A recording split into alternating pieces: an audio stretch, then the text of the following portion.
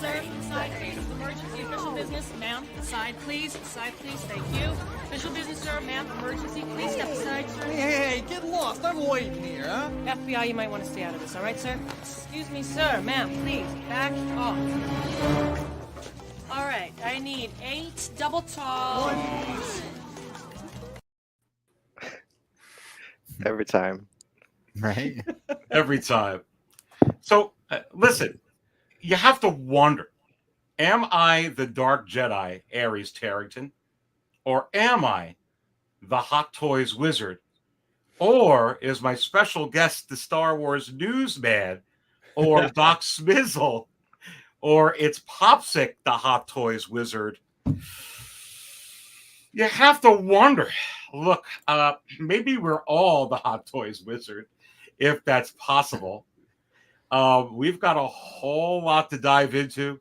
It's going to be a real special show. The Sixth Scale Cantina is back at its regular time. Prime time here, Saturdays, 6 o'clock p.m. We've got one heck of a show to whoop on you. Hot Toys has been whooping it all on us. Who knows what Howard has in store? Maybe tomorrow night, maybe Monday morning, maybe next week. Let's go ahead and dive into all of this, baby.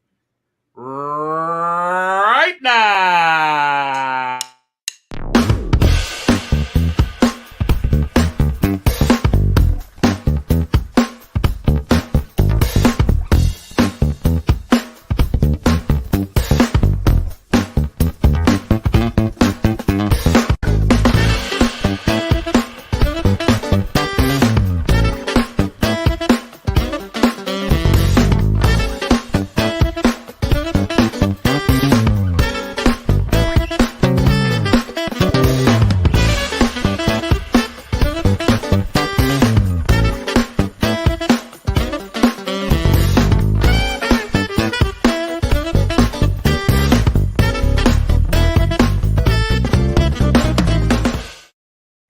You know I got to do it, so you got to hold on for it.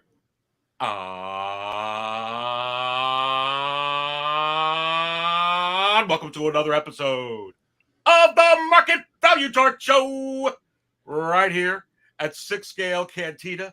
And just in case you don't know just who I am the Dark Jedi, Ares Tarrington, and I'll be serving up all the Star Wars Hot Toys talk along with this really cool panel of fine, distinguished gentlemen.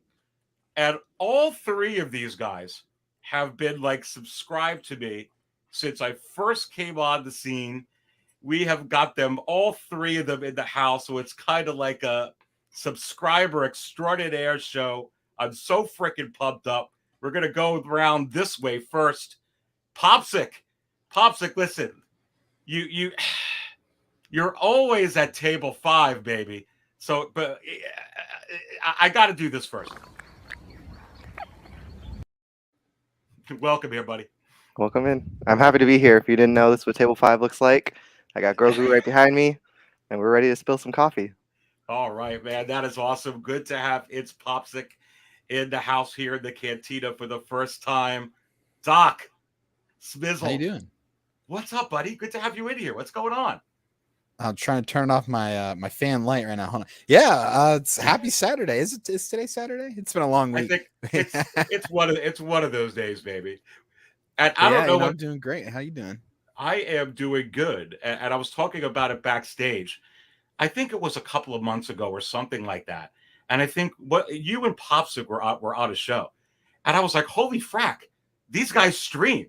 And I said, I got to have them on because I've been seeing the name, but never could put the face to the name all that time. So this is really, really cool. Welcome to the cantina, buddy. Welcome. Thank you. Yeah, I appreciate it. I look forward to tonight's conversation and where we're going to go and all the adventures we're going to go on. Well, I'll say you're sitting at table 77 with this guy. This is where the fun begins. Yeah. And Brent, also, you've been a subscriber since basically the beginning. We are friends. We've been talking for months and months and months. Yes. Welcome in here, my friend, the Star Wars newsman.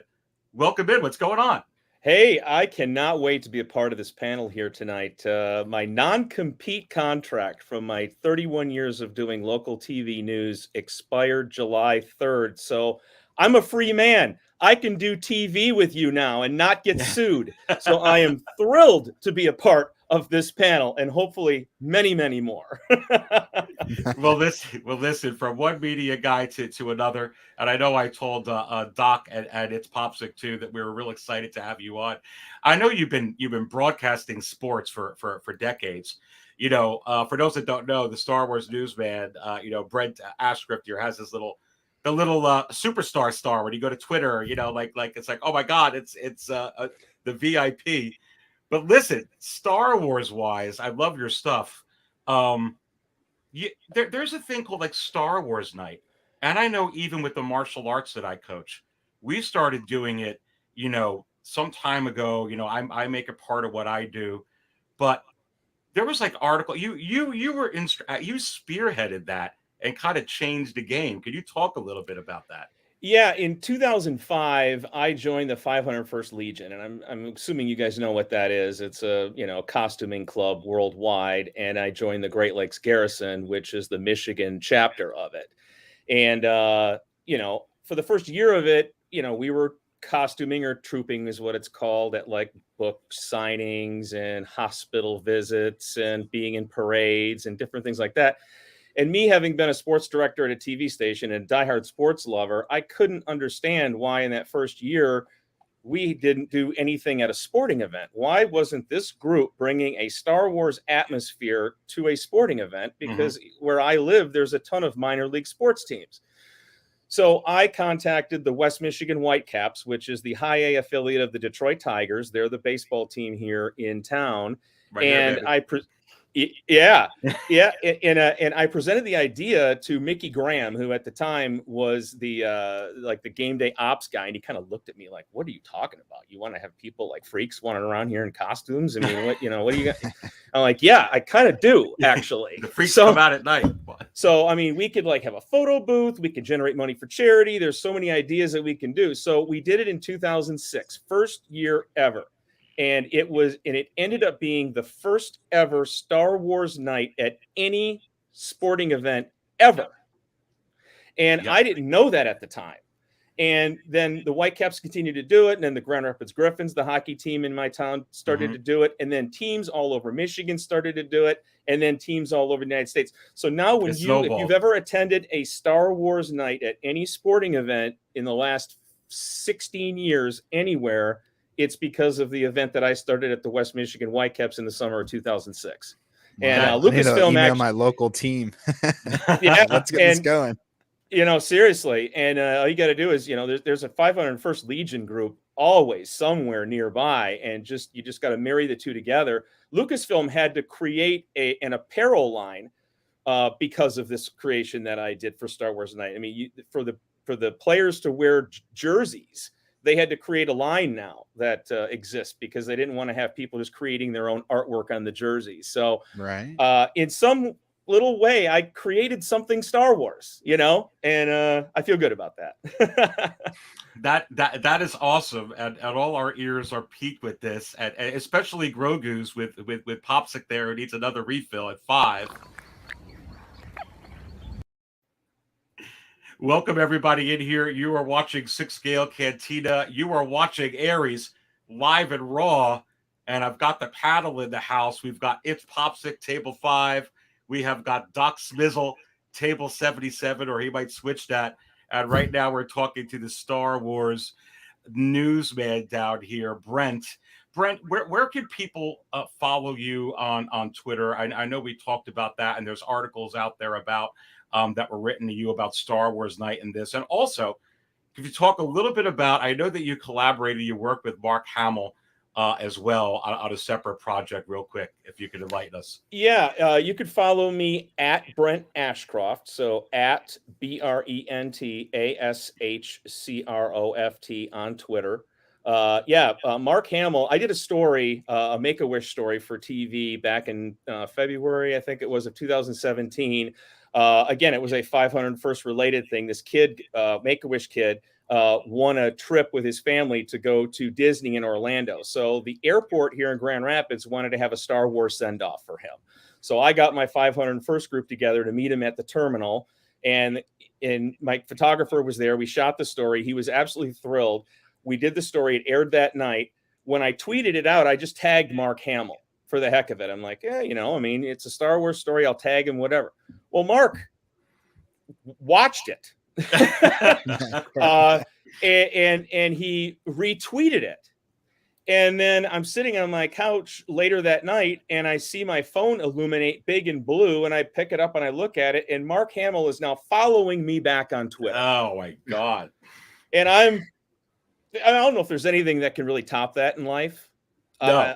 Unless it's unlimited. Unless you can get him to coffee. follow the Dark Jedi. So that when I followed him before. Now he's following me, so that opens up DMs, right?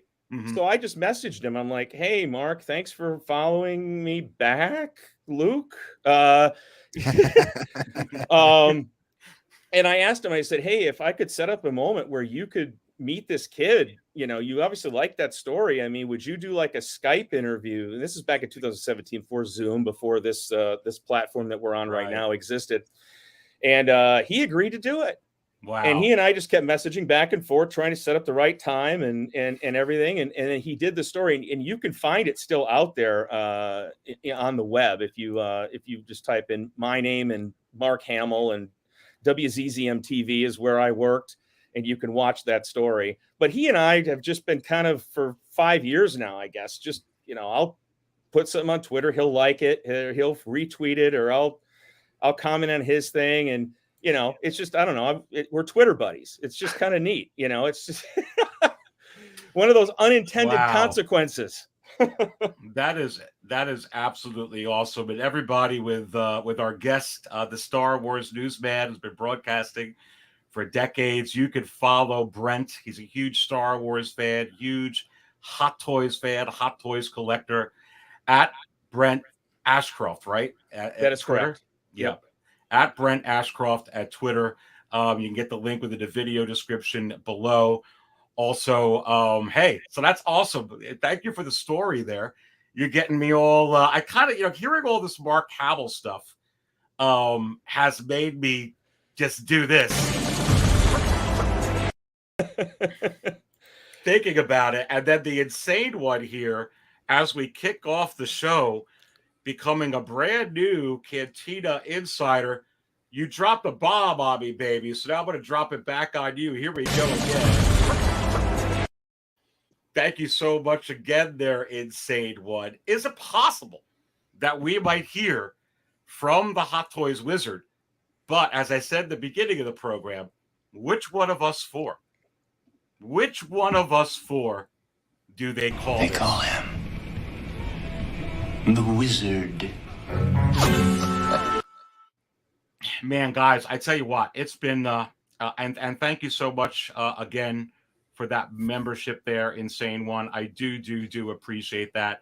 And thank you to all that are in here. While you're in here, we got 60 in here already. Let's go ahead and smash the like button. You are watching Sixth Scale Cantina, Aries live and raw, with a very, very special paddle in here. All subscribers to me. Thank you, Insane One. Guys, I'm going to open it up. I have a bunch of topics. But geez, Louise, Popsic, since that DX25 on April 13th, it's been like raining, exploding, Hot Toys like nuts, especially for Star Wars, Popsic. Yeah, man, they're putting out straight fire right now. The wallet's hurting, but the module cases are ready to get filled. So I'm looking forward to picking a lot up this coming year. Yeah, and I don't know there, Doc, but San Diego Comic-Con, still going on tomorrow. It's been crazy since that Luke Bespin DX25 came out. I don't know if the gas pedal's going to let up, this month or next month or through the holidays this season. What do you think? I mean, it's been crazy. How do you feel about all this? It's been pretty wild. Like the bark speeders, I felt like came out of nowhere. I was like, wow, I mean, it made sense because they were small and little. And then they show off the N1 Starfighter during the last couple of weeks, and I'm just like, will they, won't they? What are they doing? And I'm giving the N1 Starfighter a strong possibility that it could happen. I normally wouldn't say that about these types of things, but I think Star Wars is in a different place than it was 4 years ago. And especially with Mandalorian being super hot, and then other companies making these 6 scale vehicles, there's obviously a market for it and they see that. So I give this a strong possibility of having. So I'm trying not to get too excited, but based on what I've seen just from Star Wars from them lately has made me happy, because I came into Hot Toys because of the A New Hope stuff. I got I started off with the A New Hope 2-pack, Stormtroopers, Farm Boy Luke, Stormtrooper Disguise Luke, Ben Solo, or not Ben Solo, Obi-Wan Kenobi. And, so to see Star Wars be back kind of on the front burner for Hot Toys has been really exciting. So I've been, champing at the bit to pick up as many as I can. I went a little overboard with Clone Wars and stuff, but it's been pretty wild, I think, just from what we've seen from their Star Wars. Well, you can see right here, and I'm actually gonna go to you first once we get there. It's gonna be the first topic, the N1 Starfighter. Is it for show, Doc, or tell? But before we do that, just putting that back up over there, Brent, Star Wars newsman. It's been crazy since the Luke came out, the brand new Luke Bespin. And I don't think we're done yet, but it has been a crazy ride with Hot Toys, with everything. But I feel especially with Star Wars here up to now. Yeah, I agree. I think what we've seen here at San Diego this weekend is kind of a culmination of everything that we've seen revealed since that DX Bespin Luke. All of the figures that they had at their display, it looks absolutely gorgeous seeing all that stuff in person for the first time, and seeing some of the photos that are coming out of San Diego right now. But I do agree with all of you guys. I think Hot Toys needs to get into 1/6 scale vehicles. I've got some Jazz Inc. stuff. I don't know if you guys are familiar with that group, but if you can see behind me, that's the 1/6 scale Falcon cockpit right there. And I'm going to tilt up my screen here, and there's the Jazz Inc. 1/6 scale land speeder. Wow. And there's the Jazz Inc. 1/6 scale Leia hallway with R2. So these are all 1/6 scale environments and spaceships that are being made by another company. And I just have to think Hot Toys is seeing that, and they want to throw their hat in the ring, and they want to drop the gauntlet and get in hardcore. And if they follow through with this spaceship, they're going to do it. Can you show me that land speeder one more time, baby? Absolutely. I'll move it over here for you. I don't know if the light's all great on it, but there it is. I have that. Yeah, I have that speeder too. Man. Is that the Jazz Inc. sent one, me, right? Yeah, that's the Jazz Inc. one. I shouldn't have a clue of episode 1 clone trooper there, but I do have that's a sideshow Obi-Wan and a sideshow Farm Boy Luke, and I have him putting his hand in his shoulder it's Brett, that moment where impressive. It's the moment where Obi-Wan says, I want to, where Luke says, I want to be a Jedi like my father before me. And that's the moment before they went to Mos Eisley. Don't invite me over if I have coffee in my hand. All right. We're going to go mix up the paddle a little bit. I'm going to open it up with the first topic, which I already flashed on the screen, so we were all prepared. I think it's fitting here. And let me go to this screen so we don't block anybody out. There we all go. N1 Starfighter, everybody in the chat. And again, we've got 70 in here watching live and raw with Aries. The paddles are back every Saturday at 6 p.m. Eastern. We'll have another paddle next week. It is good to be back in here. But listen, is it for show or is it for tell? So let's go back to you, Doc. I'm going to give you my some of my take on this. My impression of this, and I'll expand into it more as we go on, I think that this is coming. I don't think this is just for show. I think that they're telling us something. I think that they've been telling us something ever since April 13th, when I opened up the show here talking about that Luke from The Empire Strikes Back. So I think that this is for tell. But go ahead and talk a little bit more on this. I think it's possibly going to happen. Yeah, I think the likelihood is strong. I think it's obvious that there's definitely two prototypes. One that was for Hong Kong, the other for North America, San Diego Comic-Con. And the big tell for that is obviously this one's on the acrylic stands, and the one that was shown at Comic-Con is on this like banking, like 45-degree angle style stand, kind of like the Razor Crest. And you can almost see how they're trying to think of ways of how it can fit in someone's display by kind of putting a little bit on, on a vertical or embankment, type of display, and get that tail lifted up a little bit so you can still put figures underneath it depending on where you put it. Or if you did put it up high, it would look like it was kind of flying around your room. So I do feel like there has been some thought that has been put into the display. We got the video kind of like introducing the size of it, detailing the LED lights and spinning turbines. So I think there's been a lot of effort that has been put into this. I mean, they didn't do anything like that for like the Millennium Falcon cockpit, or obviously the Millennium Falcon itself that they did, or even the Starfighter, the Anakin Starfighter. So I think there's been a lot of thought that has been put into this. And I do hope that there might be multiple display options, kind of putting it together, like it comes in pieces and you can have like maybe the parts like in the display so it doesn't take up as big of a footprint, and you can make it look like Mando's working on the ship with what's her face, I can never remember her name, but she reminds me of the lady from Cheers. And but yeah, I think that would be really cool to have like all these droids around it working on it. And so I don't want to get too excited, but I think there's been a lot of thought that's been put into this, and I think it's the equivalent of their Hulkbuster for Star Wars. No, and I think that's some good thoughts in there, Doc. And they did put a lot of careful thought into this. Let me go ahead and fill everybody up. Who's sitting at table 10 with the droids, with the pilots, and the passengers? There's always a bigger fish. Yeah, and that figure going insane in the secondary market right now for sure. Also filling up the droids at table 10. BB-8, hold on! And BB-8 is holding on. Let's go to somebody's comments before we go to Popsic from Carlito. Thank you, Carlito. Says, it's not for show, I feel, but I don't think Hot Toys is doing it for the money. I think Hot Toys will do it to send a message to its customers and competitors. Stay with us and back off respectfully. Very, very interesting perspective. I like those thoughts. Command agree. Friend of TK Fomo says, Aries, the N1 is happening, and it will open the doors for Anakin Starfighter. It won't be far behind.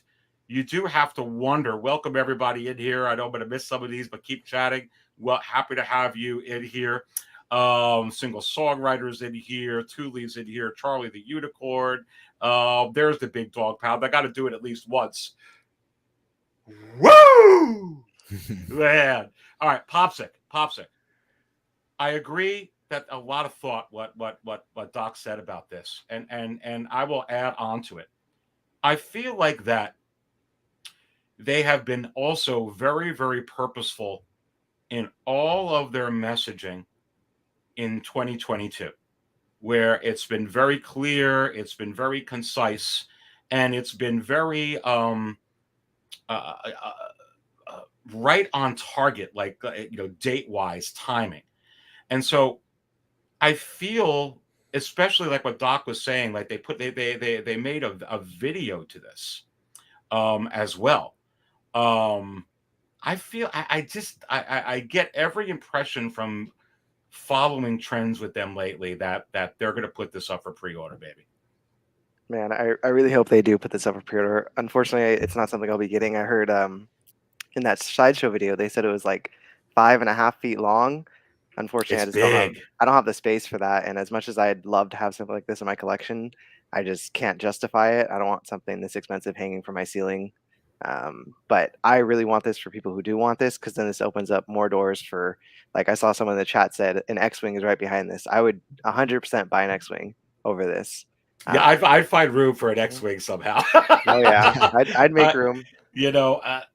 I'm thinking where I could put this hanging on the ceiling is amazing. You say X-Wing, Popsic, and freaking, I'm like, okay, I'll find the room, because I'm thinking the same way you are. with this sucker as well. But no, I'm right with you, and I think a lot of people feel that way.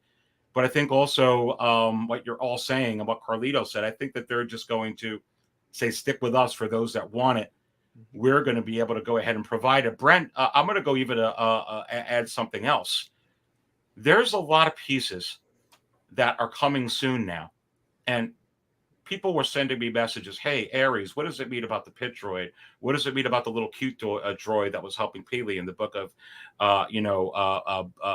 Boba Fett? You see some of these pieces here as we look on the screen. You see R5D4. Of course, they're using a Jawa and a Gong droid. You see the little pit droid.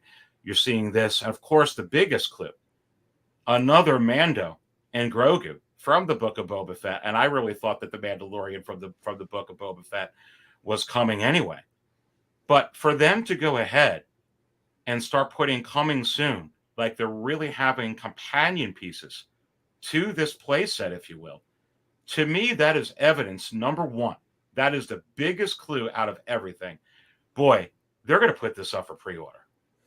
Yeah, I think it's absolutely coming. I don't know when, obviously. Hopefully it's before the end of this year. And what's some of the conversation out there? Have you guys heard what the price tag might be on this? I mean, for something 5.5 feet long, I'm guessing it would be north of $1,000, right? 100%, I think. I would think around there. I know when I was talking to Fabio when we do our show together, the big show, plug there, Fabio and I, 8:30 this coming Monday. You don't want to miss that. I think we were around about $1,000, which to me wasn't that bad. Anywhere between $750 and $1,000. I almost feel like anything less than $1,000 would be pretty. It's big and it has electronics. Although I heard that maybe the electronics here, I thought they were going to bring it to San Diego Comic-Con, and they did. What I'm hearing from videos is it's not the same one that was in the summer showcase. Also, that the that this Grogu or especially the Din Djarin is completely different than the other versions, the ones that are coming out and the ones that we have. So I think that they're doing it, but I don't know. I would think around $1,000 is a safe bet. What do you guys think, Pop Six Bizzle and Doc? What do you think?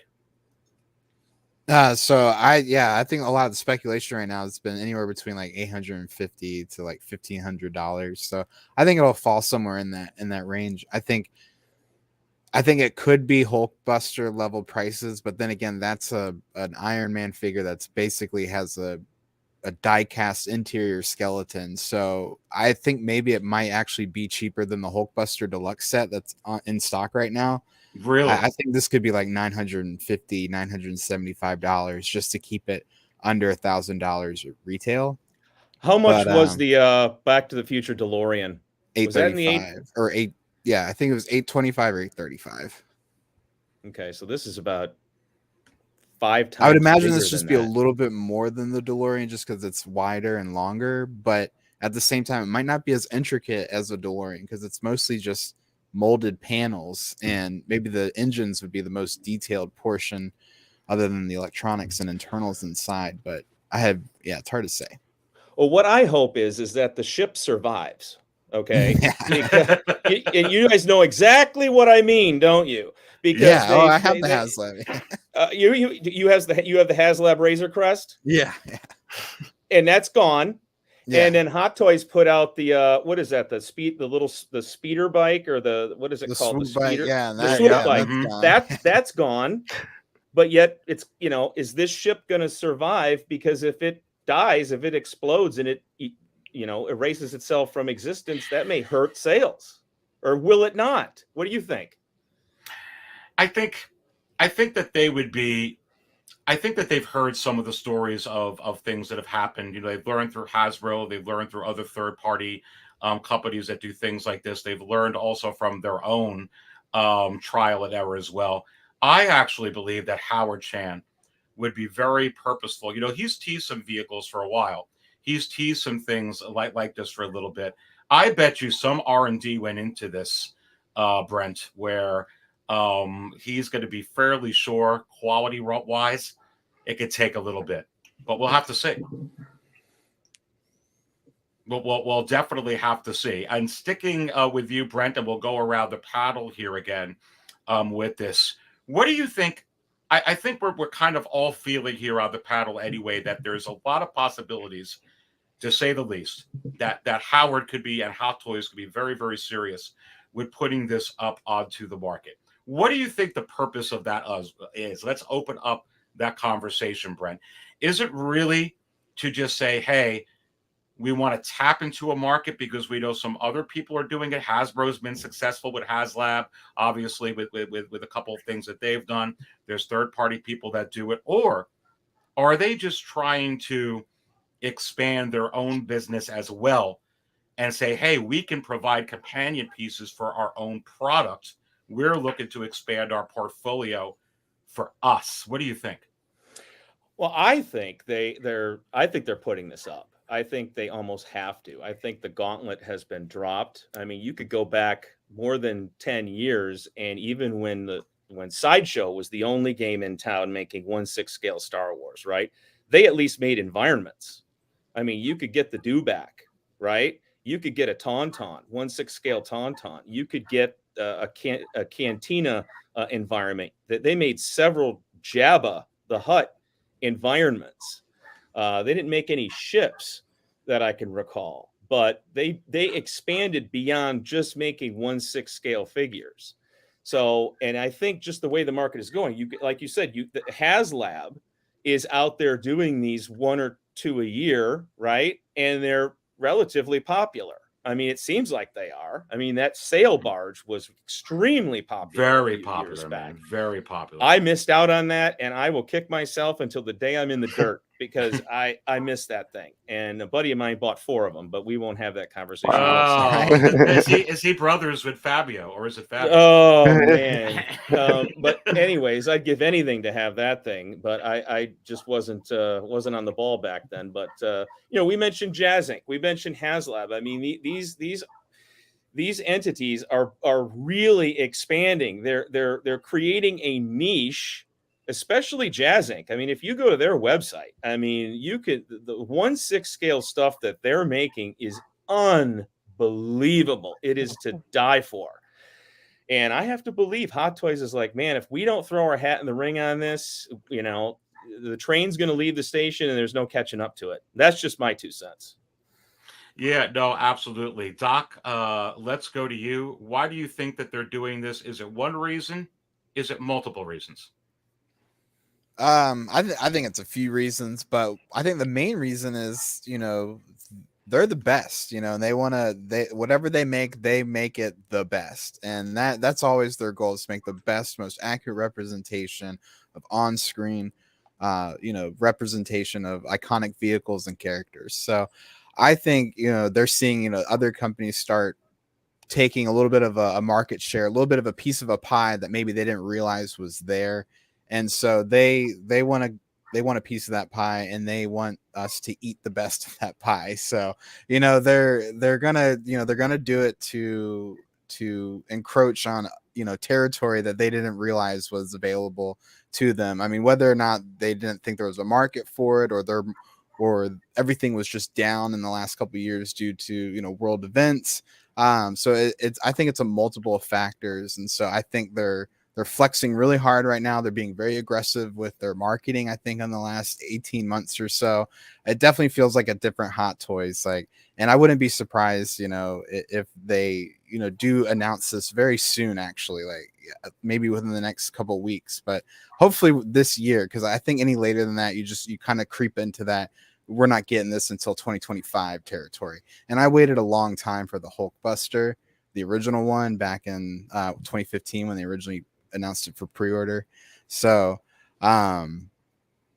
it would be to their benefit to put this up sooner rather than later, so other companies like Jazz Inc. don't start essentially copying their prototype and putting it to market first.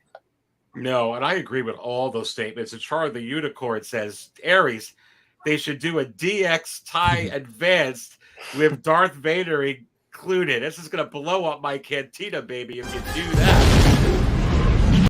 Come on.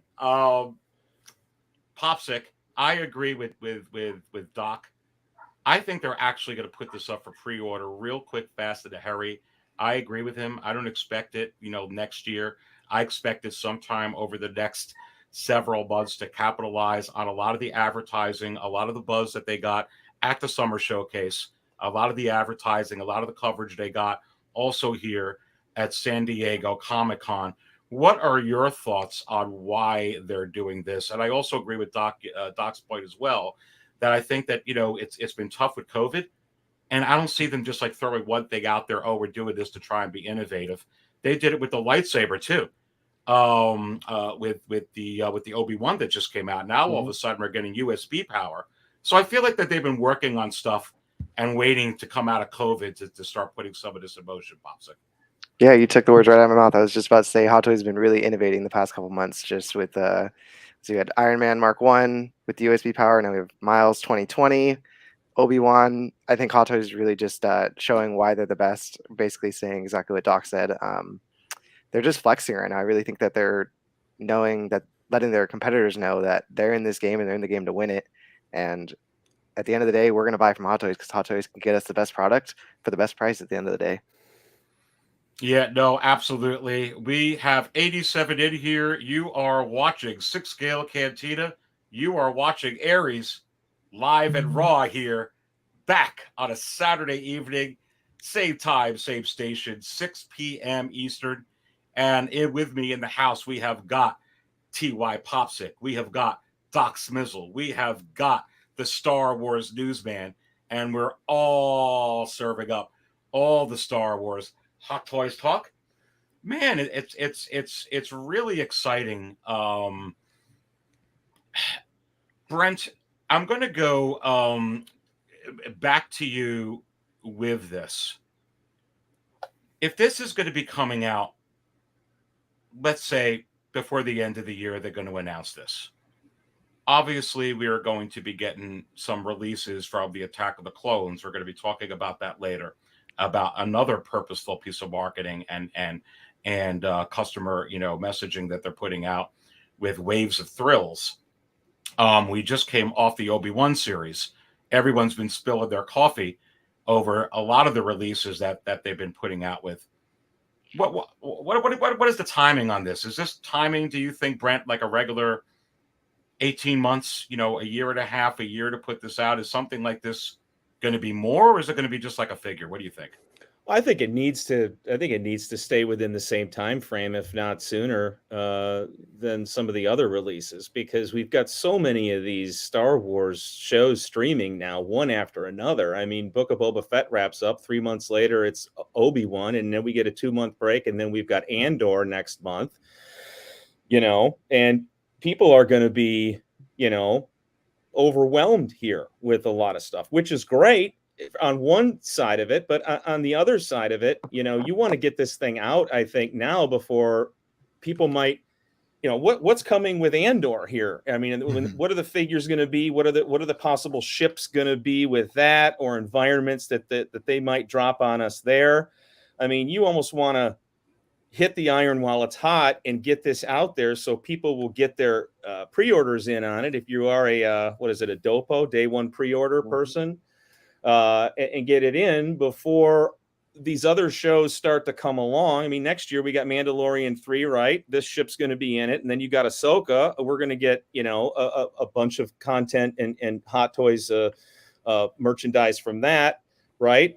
So I think the sooner you get this thing out of there, the quicker people are going to jump on it, get their pre-orders in, and make sure that they're going to get it. That's just my thought. Waiting 6 months down the line on this, I think people will still get it, but some people may be like, oh, well, you know what? I'm going to get that from Andor instead, or maybe those 3 figures from Andor instead of that ship. You know what I mean? See what I'm saying?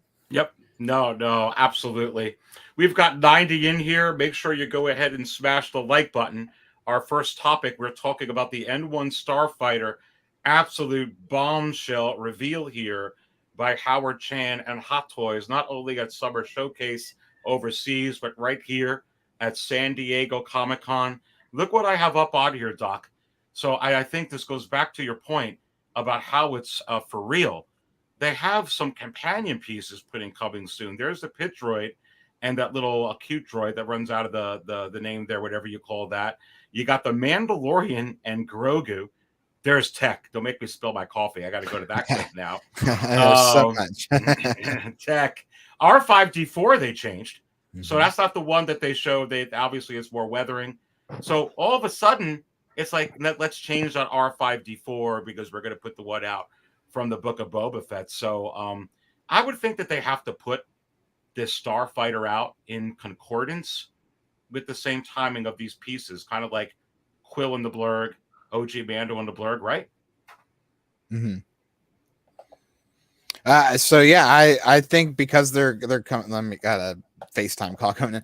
I think because they did show the different companion pieces to go with it. I think that kind of gives more support to the idea that this is coming to kind of create that display. That's why figures like Padme I don't think have come out yet because there's not really something for Padme to go with. We don't have an Attack of the Clones Anakin or Obi-Wan Kenobi yet, so it maybe might not make sense for Hot Toys to put something out like that yet because they don't have something prepared. But here, I mean, it looks like they've put a lot of time and attention into, the 2-pack droid set with the pit droid and the BD-72. Right. Then you got the R5D4, which we've seen several times now, and they've rebranded it with the Book of Boba Fett. So I think there's been a lot of thought that's been put into this, and I think a lot of it, hopefully, isn't just Hot Toys being Hot Toys and showing us stuff we'll never ever get during a San Diego Comic-Con type situation, because I do want to get like the pit droid and the BD-72. I want the R5, and I do kind of want to recreate that scene when they're putting together the Naboo Starfighter. I rewatched that episode again today, and I was like, you know what, this reminds me of like a hot rod. So like I gotta have this is like a Star Wars hot rod, so I gotta have this. And I would like sacrifice some space for it. Yeah, it's who dares sits at the most dangerous table? I see that some of you in here that normally sit there, including the Mandalorian Huntress. Let's fill it up right now, baby.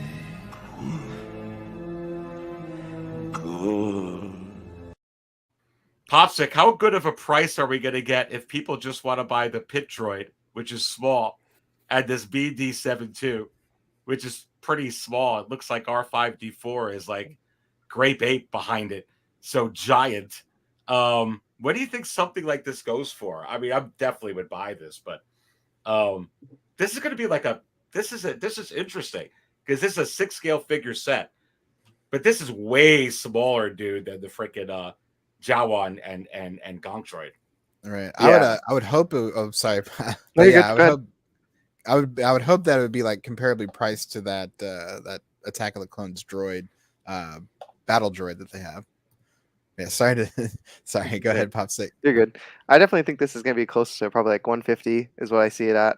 I'm hoping that maybe they bump up the price a little more, add some diorama pieces in, maybe like some barrels or some crates, something like that, just to amplify that display that they're trying to push the consumer to buy.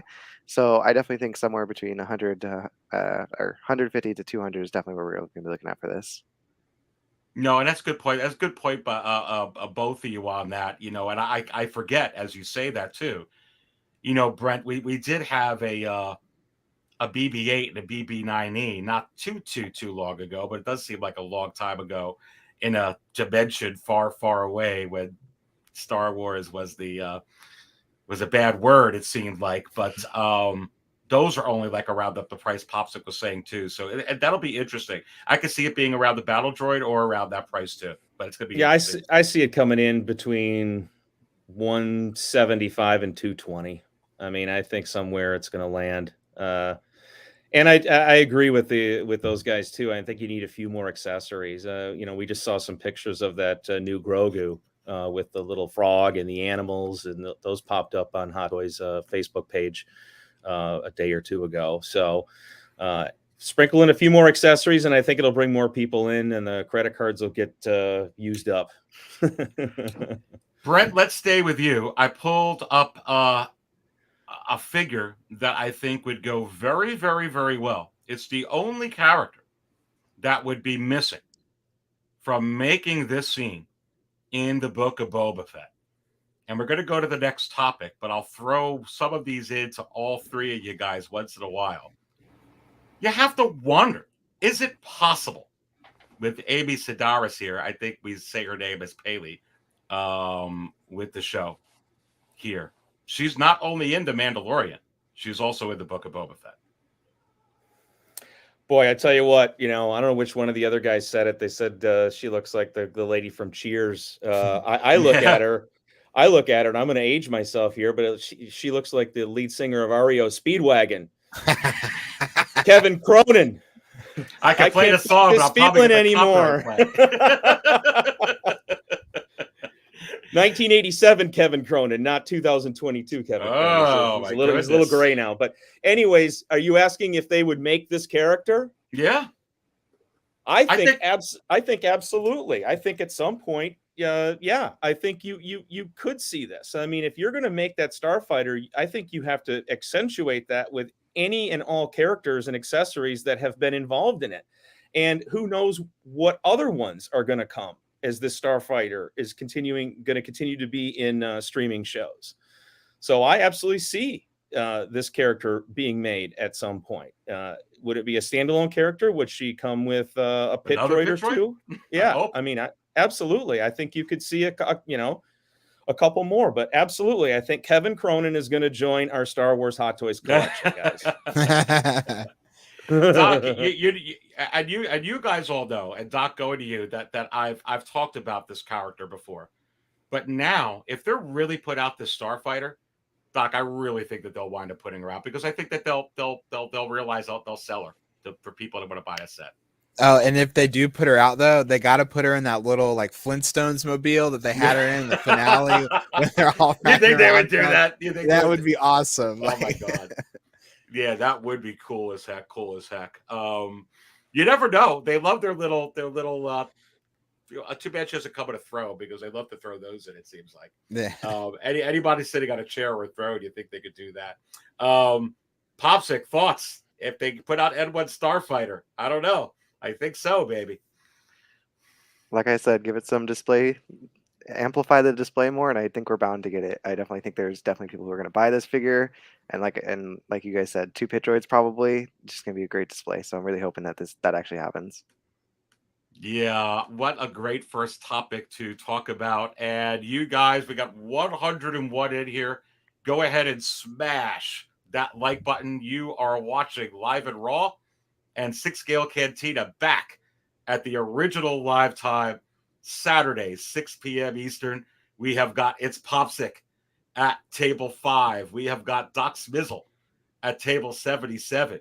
We have got the Star Wars Newsman at table 3. And I'm putting you at table 3 because I have to play this clip, my friend. Gee, if I could go ahead and find it. Here we go. Everyone loves me to play this. General Kenobi, you are a bold one. All right. Popsic, I'm going to start with you, my friend. And I'm going to put this up here onto the screen to open up this very interesting. Let's go to the next topic here with all this crazy Star Wars stuff. Cara Dune. Hot Toys announcement coming. Now, here's an interesting thing, Popsic. A lot of the whatever in the world has seemed to have died down. Sideshow, selling a figure, it's up for sale. You now go to StarWars.com. They not only have Cara Dune up on StarWars.com, which I find interesting, they have it with Gina Carano's likeness. And I'm like, okay, that's interesting. Why is that still up there? She's also starting to go to some kind of comic events, Star Wars and stuff like that. But, you still see stuff for her for sale here or there, everywhere. Is it possible? Would it blow you away if Hot Toys actually said, oh, here's Cara Dune, and put it out? Would you be completely shocked at this point? Still shocked? What are your thoughts on ever getting this piece where it seems like, or certainly seemed like, it's going to be a piece of Star Wars that we're just never, ever going to get, like Slave Leia, Jabba's prisoner, however you want to call her, which is a shame because that's part of the movie Return of the Jedi. Is that going to be like Slave Leia, or are we going to eventually get that character from the season 1 and 2 of The Mandalorian?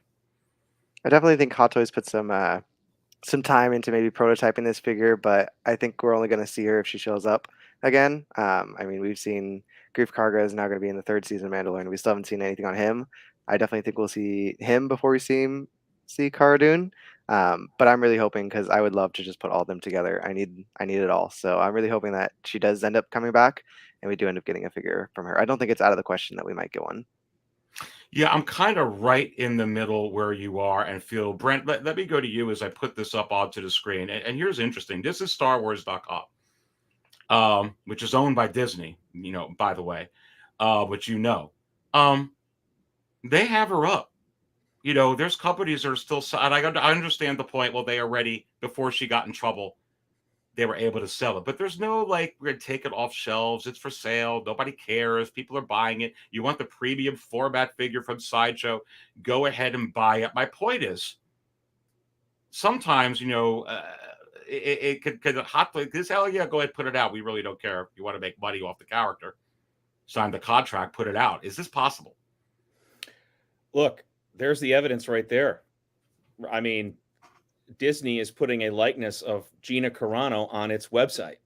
I mean, this would not have happened a year and a half ago when everything was blowing up and cancel culture was sweeping in and trying to swallow her up and spit her out, and she was being kicked off the bus. We don't know what's happening behind closed doors, right? We can read the rumors. We can pretend to think we know what the tea leaves say. We can think what we want to think. We're entitled to our own opinions, right? But I personally think she is going to come back. I think they are bringing her back in some way. I think Jon Favreau is probably fighting to make it happen. I mean, this was his baby. She was a big part of that show for 2 seasons. I mean, how do you I guess there's a way you can write around her not being in a 3rd season. But it'll be interesting because she was a big part of that story, right? Right. All the way up through that final episode of Mandalorian season 2 when Luke came in and took Grogu away. I mean, she was right there. So I think maybe we have to wait a little bit on this, but it would not surprise me if a year from now we might see something after Mando season 3, and maybe she appears in Mando season 3. We have no idea. Maybe she shows up in a cameo appearance at some point and just causes us to spill our Java. And if if that does happen, my friend, not only are we going to spill that Java, that all bets are off. The Hot Toy is absolutely going to come. And Doc,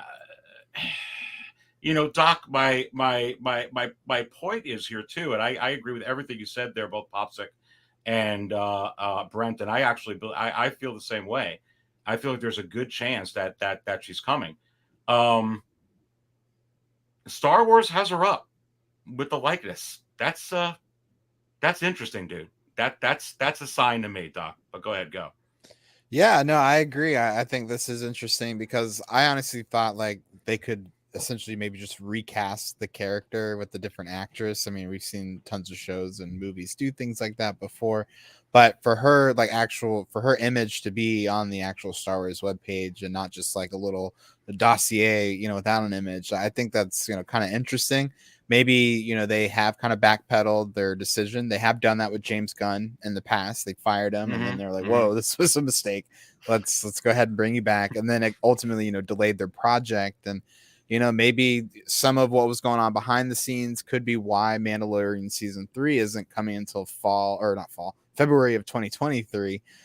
So, I mean, there could be, some reshoots that happened, or, I know Pedro Pascal was out, shooting The Last of Us and everything, but there's probably a lot of time that was able to pass to give the company a chance to maybe reconcile with their actress. So I think it's likely that she does come back. I was probably maybe a few months ago would say that no way she'll be recast, and but her being on the website I think is kind of interesting, but hard to say. Listen, everybody. We've got Fabio in here. Fabio saying, guys, don't forget to hit that like button. And Fabio's sitting at table 3 with Newt at Dooku. She can't do that. Shoot her or something.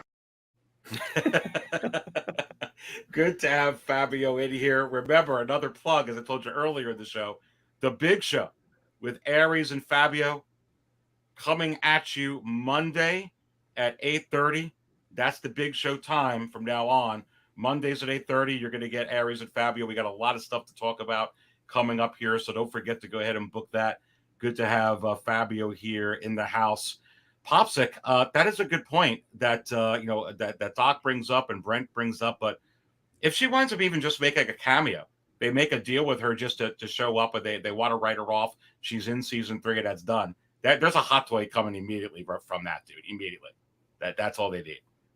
Agreed. I think if she shows up again, there's definitely like a 75% possibility that she definitely comes out. So really just banking on that. I've been avoiding spoilers for Mando season 3, so I haven't even watched like the leak trailer. But I'm really hoping that she ends up showing up. Absolutely.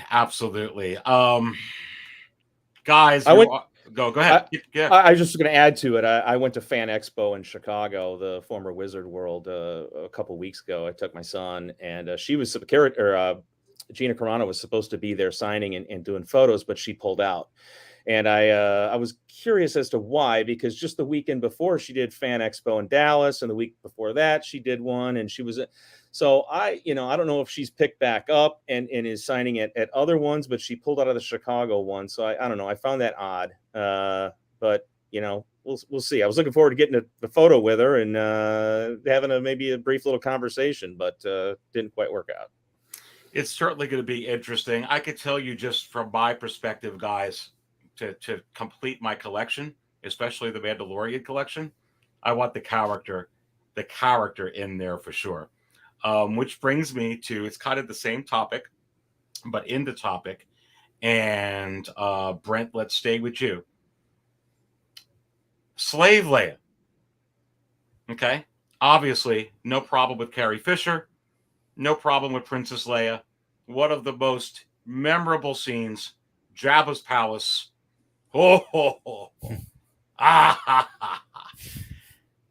She choked him. His tongue started going. Disney will never do it, right? Is that right? It's never going to happen. Could they do it if they? Is it the name Slave Leia? Is it the outfit? Could they call her Jabba's prisoner? Is it the way that the Kenner and Hasbro used to call it in the past? Or is it just, we don't want Princess Leia being captive by Jabba the Hutt? I think this is going to be a very hot topic of discussion going forward. And with the 40th anniversary of Return of the Jedi quickly approaching next year, I think it's going to be an all-consuming conversation. I really, really believe that. And it would not surprise me if some online petitions start demanding Disney to let this figure be made. I think it was back in 2015, so that would be 7 years ago. I think that was the year when the conversation started to arise that Disney was just basically going to eliminate that character. No more likenesses of that character can be made whatsoever. You never saw any more Hasbro figures of Princess Leia prisoner. You never saw anything at all. I think they even took her out of all the comic books going forward. Everything just disappeared. And I'm sorry, but you know what? That is one of the most iconic characters in Star Wars, certainly in Return of the Jedi. The first third of Return of the Jedi, the very first 1/3 of the movie, she's featured in that outfit, right? I mean, she is a huge, other than when she plays Boosh, but that is an iconic character, and it should be made. And I believe Hot Toys has the capability of making it now, because I got the Ahsoka, and they've used it. They've used a one head sculpt 3 times. They're probably going to use it. I've been talking about it probably another couple of times at least. You can make seamless joints now, and you would need that for this figure to make it work. But no Jabba scene, no 1/6 scale Jabba the Hutt scene is complete without that character, and nobody can tell me anything different. No, it's a good perspective. It is part of the movie. It's Return of the Jedi. Doc, let's go to you. Thoughts on this? We do have the 40th anniversary, and it's not just Hot Toys. I know we're in a Hot Toys world, but Star Wars is the 40th anniversary of Return of the Jedi next year. And I agree with Brent. I think it's going to be brought up. Is it a situation where it just never happens? Is it a situation where they bring it forward and they actually delete it, from the movie or try it and do something? Or is it just we can't make an action figure of it? Oh God, I hope they don't delete it from the movie. But yeah, go ahead. No, I don't think that they will, but you never know. But yeah, right. Yeah, you never know. I hope not, at least. But yeah, so starting to formulate my thoughts. So I don't think they can make an action figure of it. I still have my Hasbro Black Series 6-inch version of the character, even though it doesn't look the best. I still have my 3 3/4 inch from when I was a kid. There might be some odd obsession with this character. I did actually make a custom Slave Leia with that kit that came out not too long ago, and it came out really nice. Like, and it looks decent. I mean, I think there's you got it too. I've got a Phison body. Are you guys familiar with that? Yeah. Yes. Yeah. I bought this is a Phison body with the kit that came with the head and the outfit, and I just put it together. So I do have a Slave Leia to go with my Sideshow 1/6 scale Java scene. But let's be honest, it's kit bashed. And exactly. I want a Hot Toys version. I want an official Disney licensed one that looks like Carrie Fisher piece. This is okay, but come on, people. Right. Come on. No, I would want a real one because I'd rather have the real Gucci bag instead of a fake Gucci bag. But so I mean I do think it's cool to have, like a kit bash representation. I do think it would be better to have an official one. I think if they could rebrand the character as like Hut Slayer Leia, instead of just Slave Leia, I think maybe they can come back with the figure again. I don't think there's anything wrong with the outfit. I mean, it's really just a bikini, with the skirt and everything. I mean, if you really want to, like try and break it down. That's all it is. I mean, it's like watching Baywatch. Exactly. Where's David Hasselhoff? I got to get a clip of him in here. And I did see like a really cool picture that I want to try and replicate. Like I want to get the Sideshow Jabba and have his tongue all sticking out, and I want to maybe just add a few extra links to the kit bash chain, and I want to make it look like she's choking the dude out, because I think that would look really cool on display and kind of dignify the character a little bit more in her shining moment, because she was taken prisoner, and then she had her opportunity at revenge and she kicked ass. Like she it was a lot like an Ellen Ripley to me, like Sigourney Weaver was a badass heroine, and so why can't Princess Leia, be the same heroine, even, kicking ass in a bikini. So I think there's a lot of hubbub about it. So hopefully it blows over, and that would look awesome in 40th anniversary packaging if they were to do it. Yeah, I was gonna add to that if I could. I mean, there's no better time than to drop this and to just have a come to Jesus moment, and allow this to be made during the 40th anniversary year. You only have one 40th anniversary year, and it's next year. And I think there needs to be a strong conversation started to see where it can go, to try to see if this figure can be made. Because let's be honest, we're going to get, we're probably going to get a remake of a Luke Jedi. We're absolutely, I think, going to get a DX Darth Vader with removable helmet, so we can see the Sebastian Shaw likeness under it. There has not been one of those made yet by Hot Toys. There was a deluxe one made by Sideshow about 10, 12 years ago. But we need the Slave Leia. There needs to be a Princess Leia. If you want to say Princess Leia, Jabba's prisoner, however you want to word it, make it. Right. And again, to compound on that too, I mean, she wears my two favorite outfits in this movie, with the Boosh, the bounty hunter outfit, and then obviously the Slave Leia outfit. Yeah. So I want those two figures of Leia more than anything. That's kind of why I passed on Hoth Leia, just because I kind of knew that maybe one day there would be some Return of the Jedi Leias other than the Endor one. but I'm still holding my breath, I guess. But you know, now I kind of regret not having the Hoth Leia, because I do have all versions of Leia now, and she's the only one that I'm missing. Yeah, and Single Songwriter puts in here, we do got 100 watching. He said 58 likes at the time. Let's go ahead, everybody. Let's strike a pause. Pick up your finger. We'll serve you up at whatever table you're at. All you got to do, besides believe, is hit the damn like button, baby.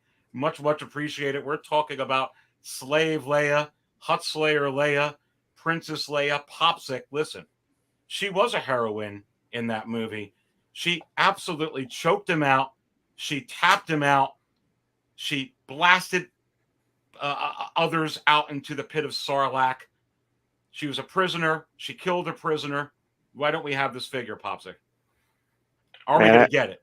I really want this. This is like one of the top 2 figures that I want from 40th Return of the Jedi. I think it's definitely possible, especially with like, I don't want to go too far into it, but like with what the world is going right now, with like how people are making the money and stuff like that. I definitely think it needs to be something that's kind of more accepted. At the end of the day, it is just a bikini. I think if we do get something like it, it's going to be a lot more covered. But if we get something, that's all I care about. I just really need this figure in my collection. I'd buy probably 2 or 3 minimum, 1 to rock, 1 to stock, and then 1 just to enjoy. I really, really hope we get this. Man, I mean, Ed, yeah, so many people in here would Jeff Sitharama goes, bid for a 2 and Greedo 2-pack for the 40th anniversary would be awesome. Oh yeah. Yeah. This Leia, though, is the one that I really want. Riley's Reviews popping in here to say, hey, what's up? What is going on, Riley? One of the Wonder Twins in here. Come on. And he also says, Popsick is the man. Amazing panel. You assembled, Aries. Hit the like button. I got to fill Popsick up back at table 5. Who else is sitting with Popsick here, baby? Come on. Let me know what table you're at. We'll fill you up. Yeah, Brent, in closing with this topic, and then we'll move on to the next one. I don't really feel in my heart that hope is all lost with this. There could be petitions that are signed.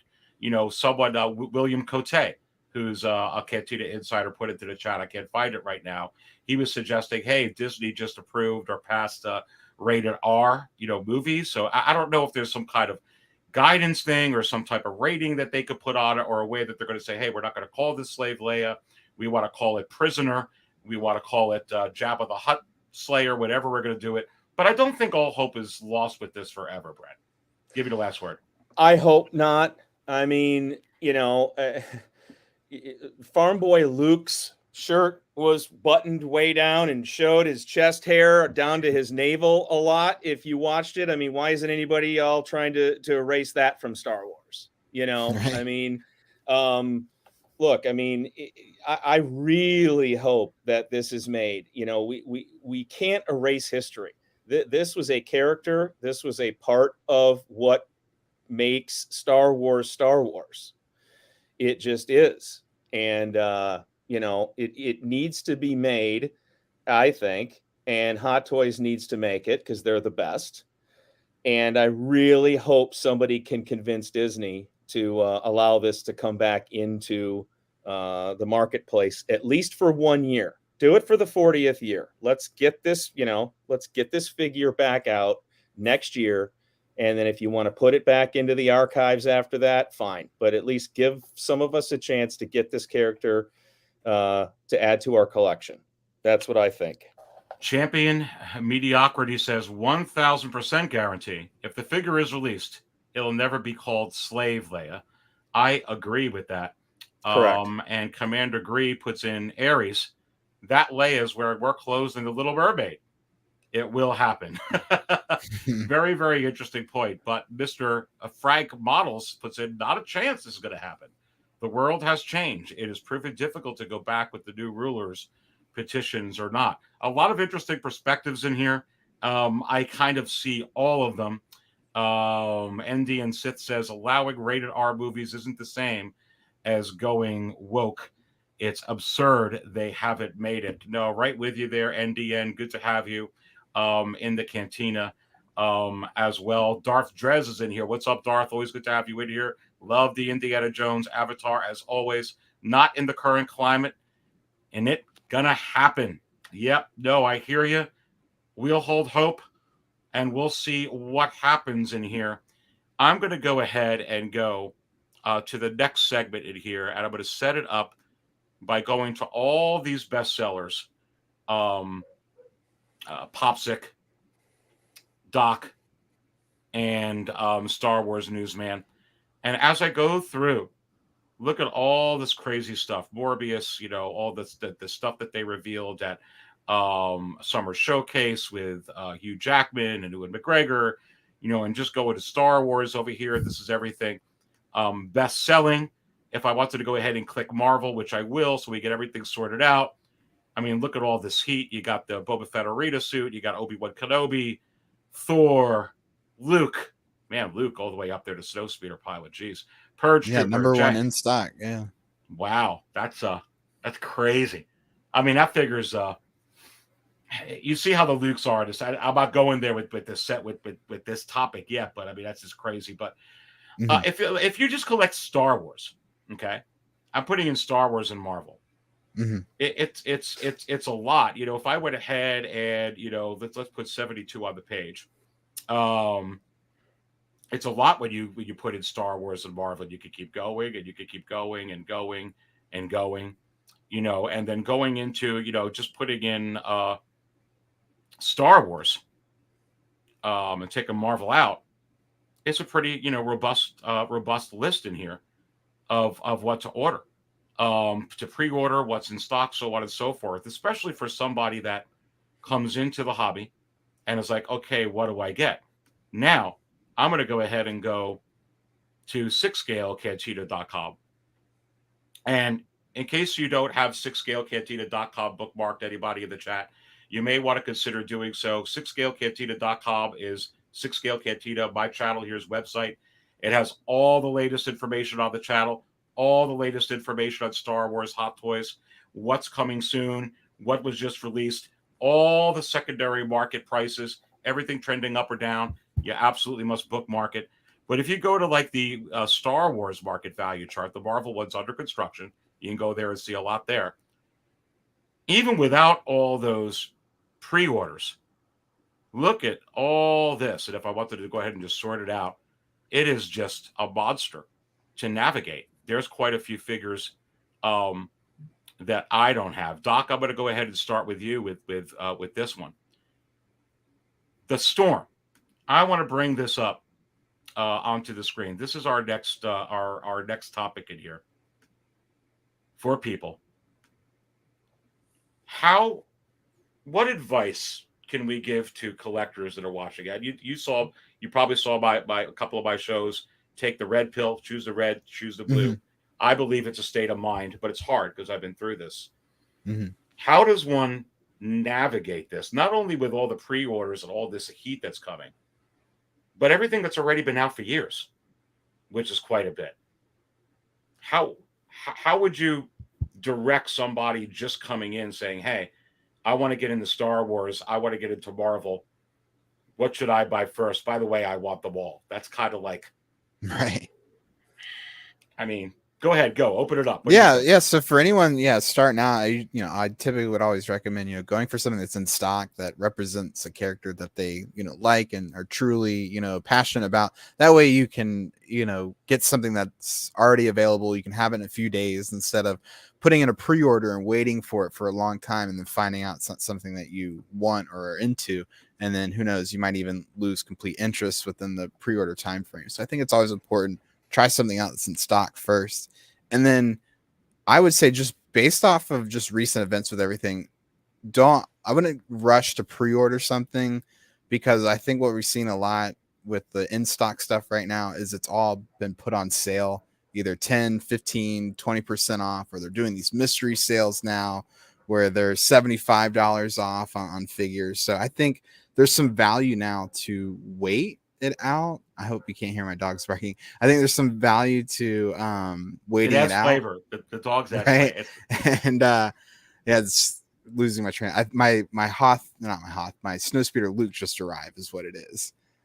So they're announcing it to me. So I got that for 15% off because they just sent me a couple of 15% off coupons this week because of Bo-Katan being delayed and Cable being delayed. And I'm like, oh, bummer. But now they're like, you know, trying to alleviate that pain by getting you to spend more money. And so they're giving you this 15% off coupon. So I think there's value now to wait and get a deal because that is happening more frequently now than ever before. You're seeing it not only with Sideshow, but with all the Hong Kong resellers and everything. So I was talking about this with Optical 20 last night, you know, like when should you pre-order? And, you know, and I look at my pre-order list. I'm just like, man, I pre-ordered too much last year, but now I've refocused and I'm only pre-ordering things that are exclusive or they're big ticket items like vehicles, like the Bark Speeder. So I want to make sure I have those paid off before they come out.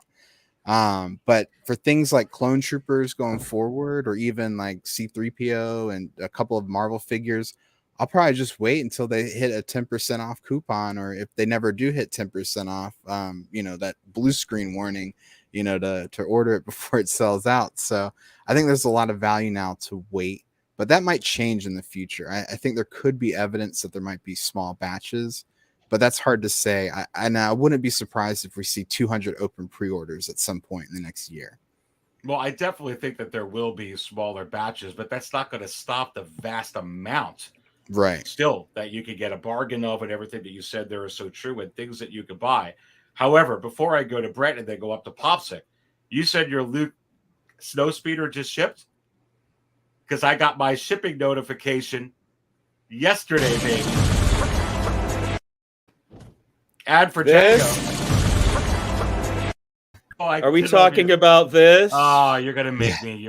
Come on. Are we talking about this? It's such a nice figure. I think that thing's gonna sell out pretty quickly. Honestly, it's beautiful. It's been top seller for a while now. I can't believe how high it was up. That looks fantastic. Oh, how do you like the head sculpt in hand? The head sculpt is amazing. You have to be very careful, though, just giving you a tip of putting this helmet on. Because if you don't do it right, you'll break it. It needs to be done very slowly, and I would highly recommend you follow the instructions. I'm not somebody who really ever likes to open up those instructions. I like to keep them in the little cello packs just because I'm that way. But this one I had to do. I had to get it out and see how to get it on there just right, because I've heard nothing but horror stories so far of some people trying to get it on and they've broken some pieces off. So I'm just letting everybody know. No, and the hairpiece comes off, right? Because I mean, yes, on that, it does. Yep. Beautiful piece. Absolutely. All right, so let's go ahead and actually. We'll go to you, Popsic. Let's go to you, and then we'll go to Brent. Navigating through here, so many things in the chat, and I will get this up. Doc brings up a lot of interesting points. Don't have to pre-order every single thing. So many pre-orders coming out, opportunities for deals. Yeah, they're probably going to have lower production coming up with a lot of figures in the future, so they're going to have a lot in stock, so on and so forth. Still a lot of figures. Still a lot of figures to choose from in the secondary market for these figures. Which ones do you buy? And I know I get a lot of people asking me all the time, Aries, what do I do? What do I do? There's so many up on pre-order. And the first thing I tell them is, what do you do in the secondary market? They're like, what do you mean? I said, how many do you buy there? They said, I can't buy everything there. I said, why? Because there's too many of them. I said, well, you're telling me there's too many of them on pre-order. So you're making a storm for yourself, because there is a storm, and there's always going to be a storm of one sense or another. But if you're just answering your own question of what you do in a secondary market, maybe take that own advice you already have innately and apply it the same way to everything that's coming out. And to Doc's point, if money does come in, there's going to be some of them anyway, or a good amount, that you can still get a discount on. It's not like you're going to lose it and it's going to be $2,000 every figure. But go ahead, go. My biggest thing is just making sure that you have a spreadsheet. That's something that helped me out tremendously. So I first started off, I bought Commander Cody. It was on pre-order. I kept looking to see when it was going to ship. Didn't understand how that process worked. So I ended up getting my first figure 6 months down the road. I ordered a Hobo Luke that was in stock. And ever since then, you go down the rabbit hole really quickly. I think I Yes. had 30 figures within 4 months, and it's 2 years later now, and I have 90 figures. So Ooh, just baby. just making sure you have a spreadsheet, you're keeping track of when your payments are, keeping track to making sure you're trying to pay off figures early. So what I've recently been doing is I still pre-order. I pre-order pretty heavily, but I just plan out my pre-orders and go off the payment plans, because those are the main reason why I can afford so many figures, is because I'm constantly just moving payment plans around and staying organized to know when I have to pay this figure off. And if I have some extra money, I try and just pay them off as soon as I can, and then it opens up the next slot to pre-order. And then also I'm very active on Facebook and stuff like that, so I know when things are going to waitlist. So if I know I need to get it, then I'll lock in a pre-order and I'll find out how to get it. And putting this up onto the screen, we have got TK592, a good friend of TK FOMO. Lots of incredible figures, but don't buy based off what everyone else is buying. I think we've all talked about that and agree. Take your personal situation into account for longevity in this hobby for sure. Absolutely. And the man of Hot Collectibles is in the house. Dante from his channel in there. Hello, everyone. Great panel tonight. Having some drinks by the pool. Let's go ahead and fill you up. Don't pour this in your pool there. Good to have the man of Hot Collectibles in the house. And Andrew Gibo says, preach, Tyrone. Go ahead there, Brent. I know you wanted to go ahead and chime in on this. Go for it, baby. Well, what I've learned, especially in recent years, is when these figures go up for pre-order, and when they say when they're going to ship, it means absolutely nothing. I mean, it's just, they shouldn't even put on there anymore when it's going to ship. I mean, because it never seems to hit that target. Sometimes the stuff comes out even earlier than that window. Sometimes it's like the Ahsoka. I mean, wasn't that supposed to ship originally about a year ago right now? Mm-hmm. And I think I got mine in May of this year. So it was like 8 months, 7 months later. So what ends up happening is you pre-order all these things, and then you could run into a month where you got 6 of them coming through. Have you guys had that experience happen to you yet? Yeah. Oh yeah, I had just like 4 weeks ago. I had mean, 12 pounds in a month This is and a half. awesome though. Just 4 minutes ago. Yeah. Yeah, you're going to BioLife donating plasma just so you can make it through the month, right? And it's just crazy, but how do you navigate through it? You never know how it's going to go. Aries, I remember back when the Boba Fett 2-pack came out. Okay, Mm-hmm. the original, that's like the granddaddy of coffee spilling, isn't it? Yes. I mean, if you were to say one, I got it right behind me in that display. oh, it's just amazing. But how is it possible? Not to steal a line from you, but how is that even available right now at a discount? I cannot believe that is available right now in stock. So at many a to discount. choose from. So many to choose from. So many figures to get is what I believe. But I still think they didn't go ahead and just, let's make 50,000 million of these to keep in there forever. It will go. It will go. But I think it's just a lot to choose from, which has been something that I've been talking about lately. Is it possible, to steal my line back, that they start saying, hey, there's only so much more. If let's make believe I'm Sideshow, and I have the warehouse at all the warehouses, and I keep having things in stock. And on my back, I keep leaning over. Eventually, some year, some month, I'm going to be like, enough. Can we put a little bit less on, please? Because we keep ending in the red. We've got to end in the black. Only go ahead and order 4,000 of this, which is possible what happened. And I think they'll never say it. But that's, I think, what happened with that arena suit Boba Fett. They learned it with the armor. They got burned on it. And that's what happened here. And I think they're going to be doing that with some figures. But there's just a lot to choose from. But the market adjusts. It's kind of like, we evolve. So if you want to stay in business and things are just going to stay in stock, now you have to adjust production. Now you have to adjust volume. Now you have to adjust capacity. and then you reuse molds because you know that not everybody's going to buy all of them, but you give different versions out so that they eventually do buy them. That's what I think is going to happen. Do you think that what happened with the Arena Boba Fett, okay, the fact that went on waitlist, within 48 hours after it went up, is that going to cause people now to pre-order? FOMO is going to take over for more people because we tell them to wait, and then that happens, and now they're not going to get that figure unless you're lucky on the wait list and you're in the queue on the wait list where you might get one that comes through. It's real interesting because you're going into this. It's going to segue into the next the next topic that I'm bringing up here. I think it will. I think it certainly will for convention exclusives and for COD exclusives or exclusives of any kind. I know some of you collect Black Series.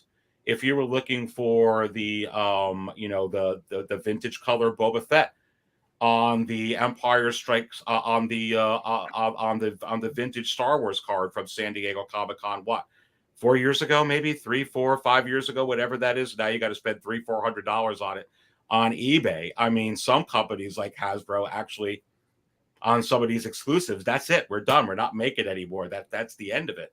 So if Hot Toys starts really doing that, yeah, it's going to create it. And what I suggest to people is if you're planning a budget for a year and you know that Hot Toys is going to have 2 or 3 exclusives a year, have a certain amount of money, whatever it is, $600, $700, $800 budgeted, that you're going to go ahead and use it on exclusives if you want.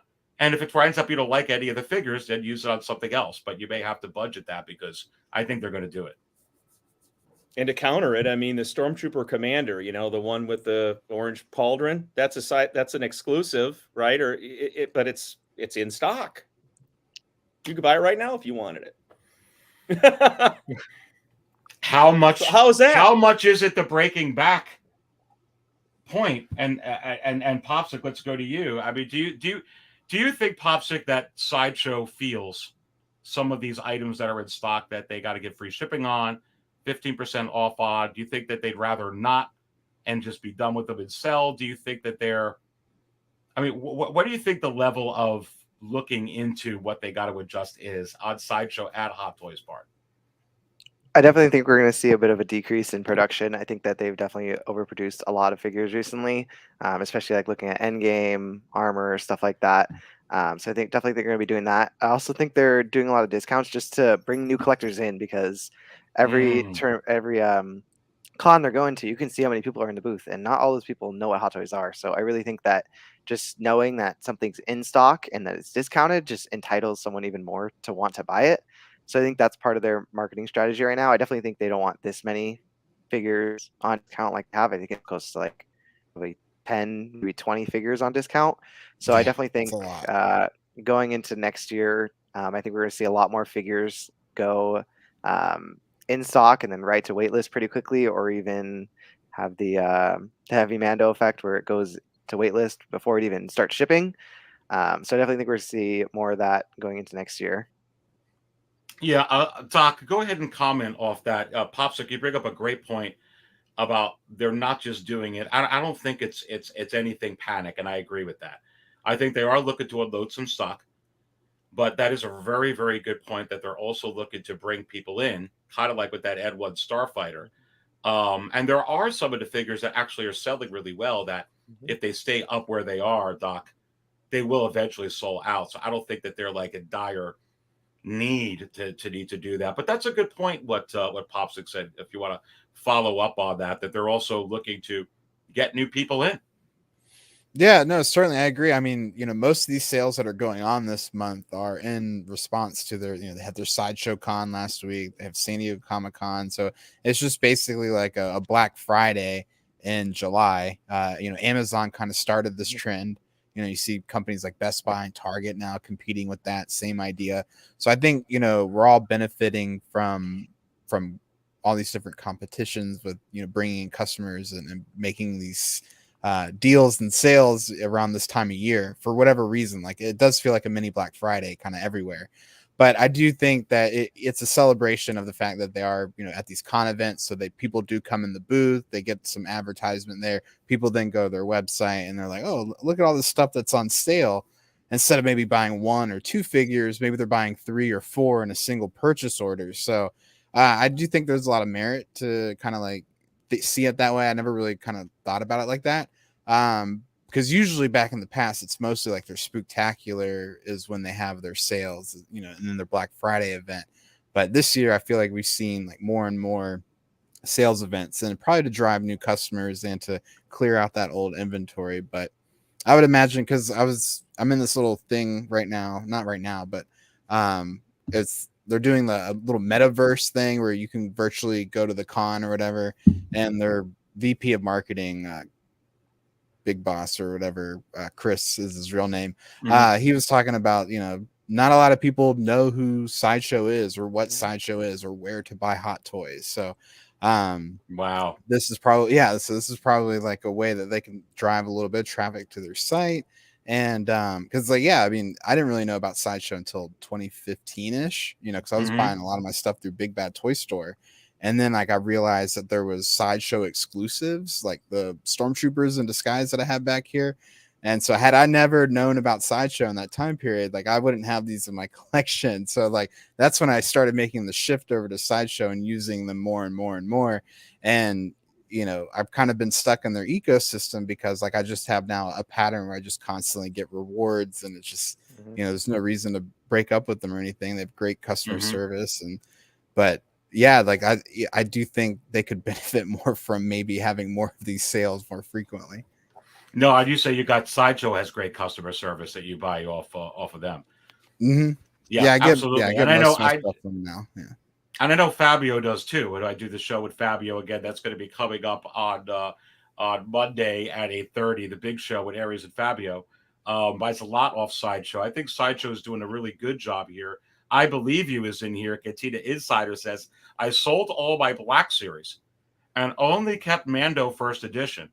Now it's in between my Hot Toys, and the price range is the same. And the reason I wanted to put that comment up, and thank you so much for that, I Believe You. And Popsic, let's go to you with this. That's another point about the N1 Starfighter I don't think any of us touched on. And if you did, my apologies. Black Series does. They have the Razor Crest. They have vehicles. And Hot Toys could also be doing the N1 Starfighter, not only for us Sixth Scale collectors and this community here, but is it possible that they're doing it for a lot of the people, and I mean that there are a ton, coming in from Hasbro, coming in from collecting vintage Star Wars figures like me? When you get a look at one of these head sculpts, you're like, holy frack, what am I looking at? And you're completely sucked in and you do it. But you come from collecting vehicles as well.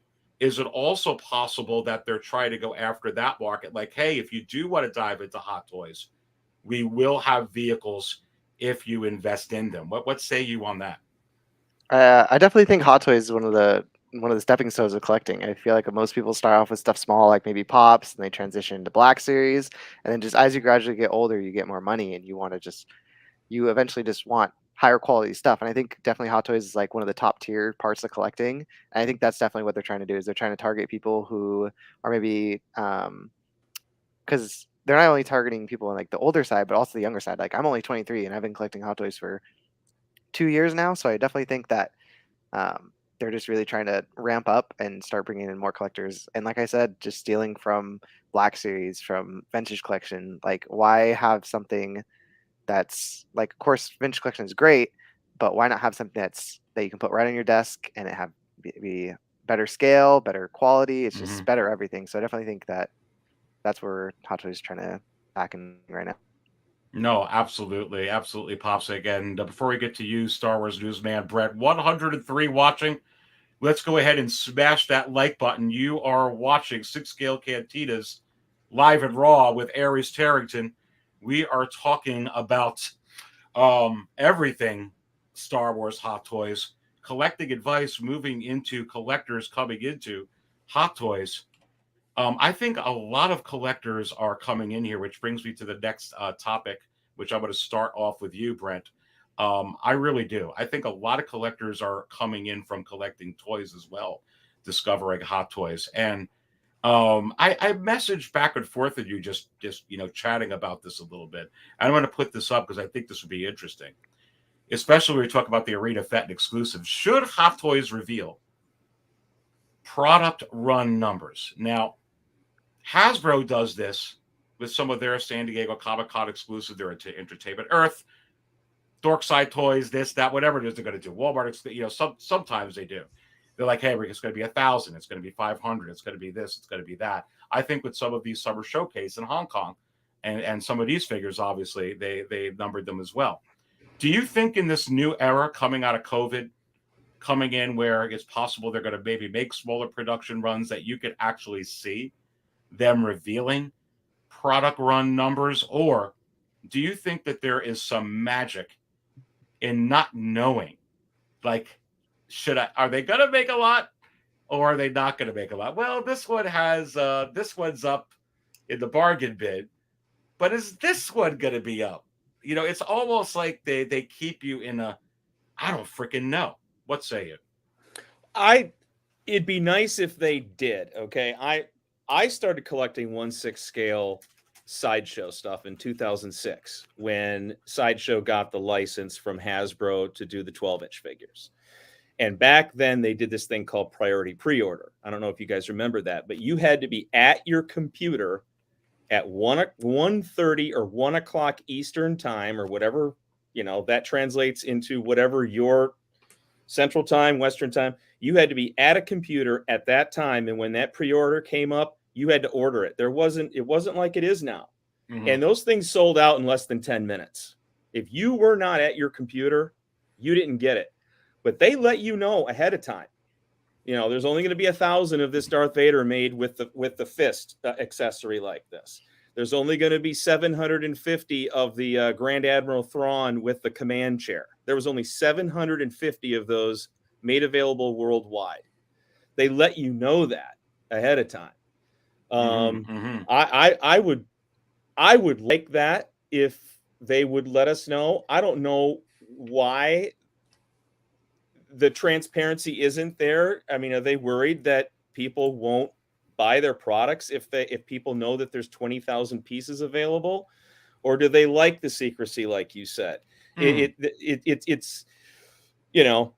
interesting because it's very interesting.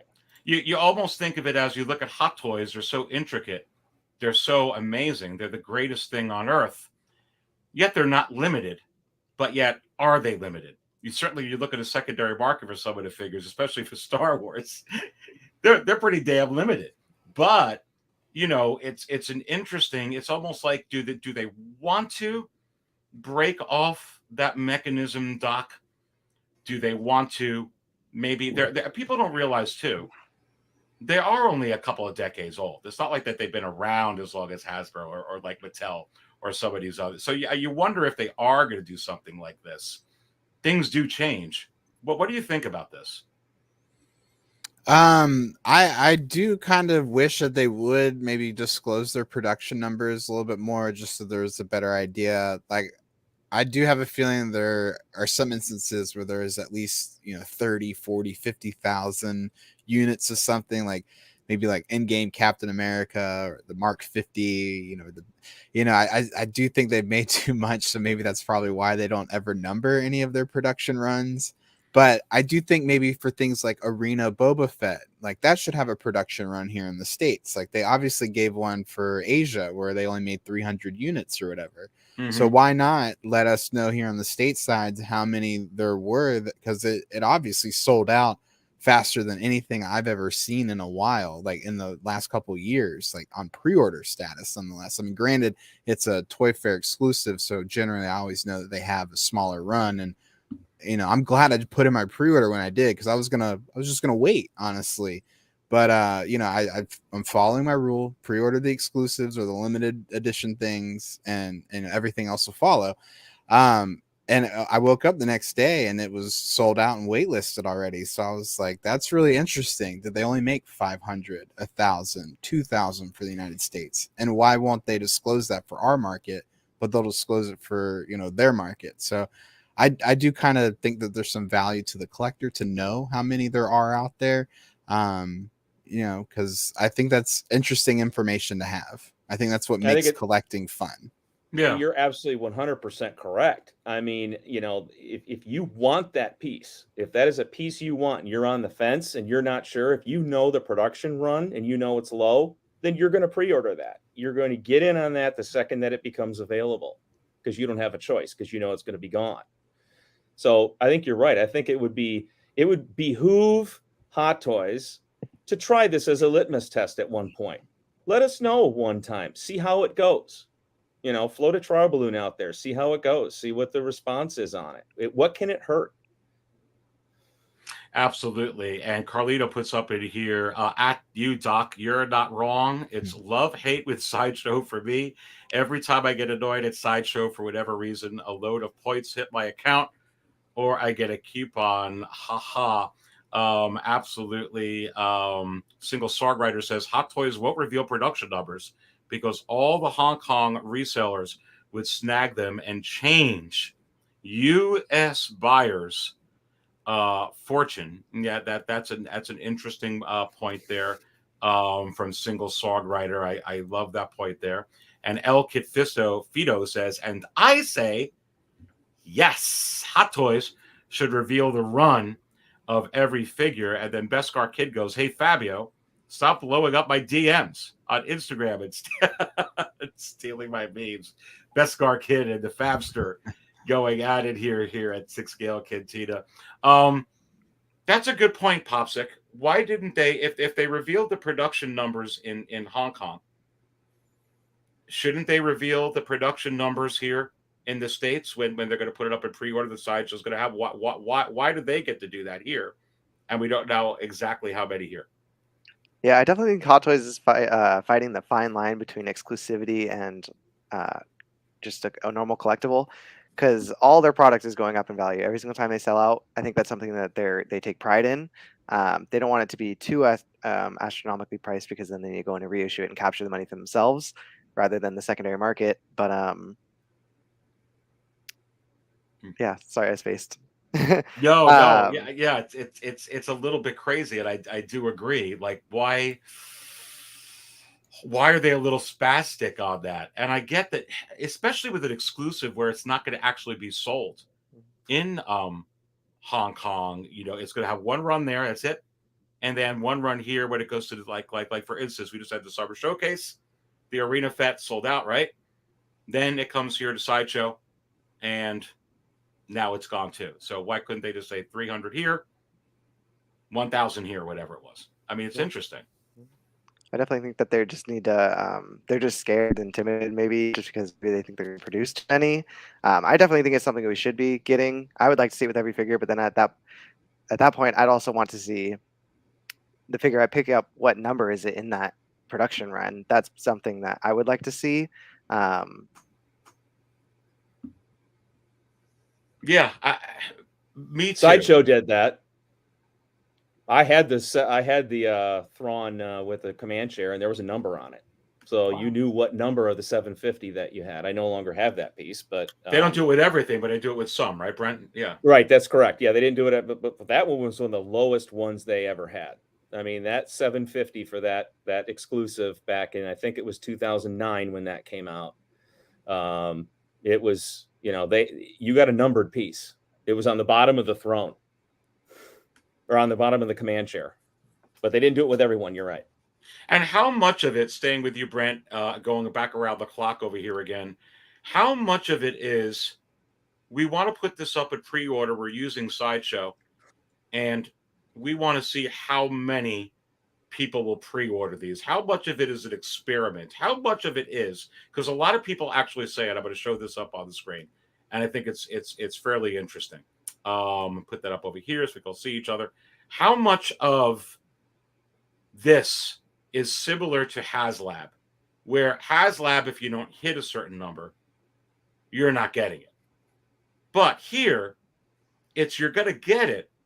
But the question is, how many are we going to make? Is there something like that going on here that we're maybe not seeing? I think there could be.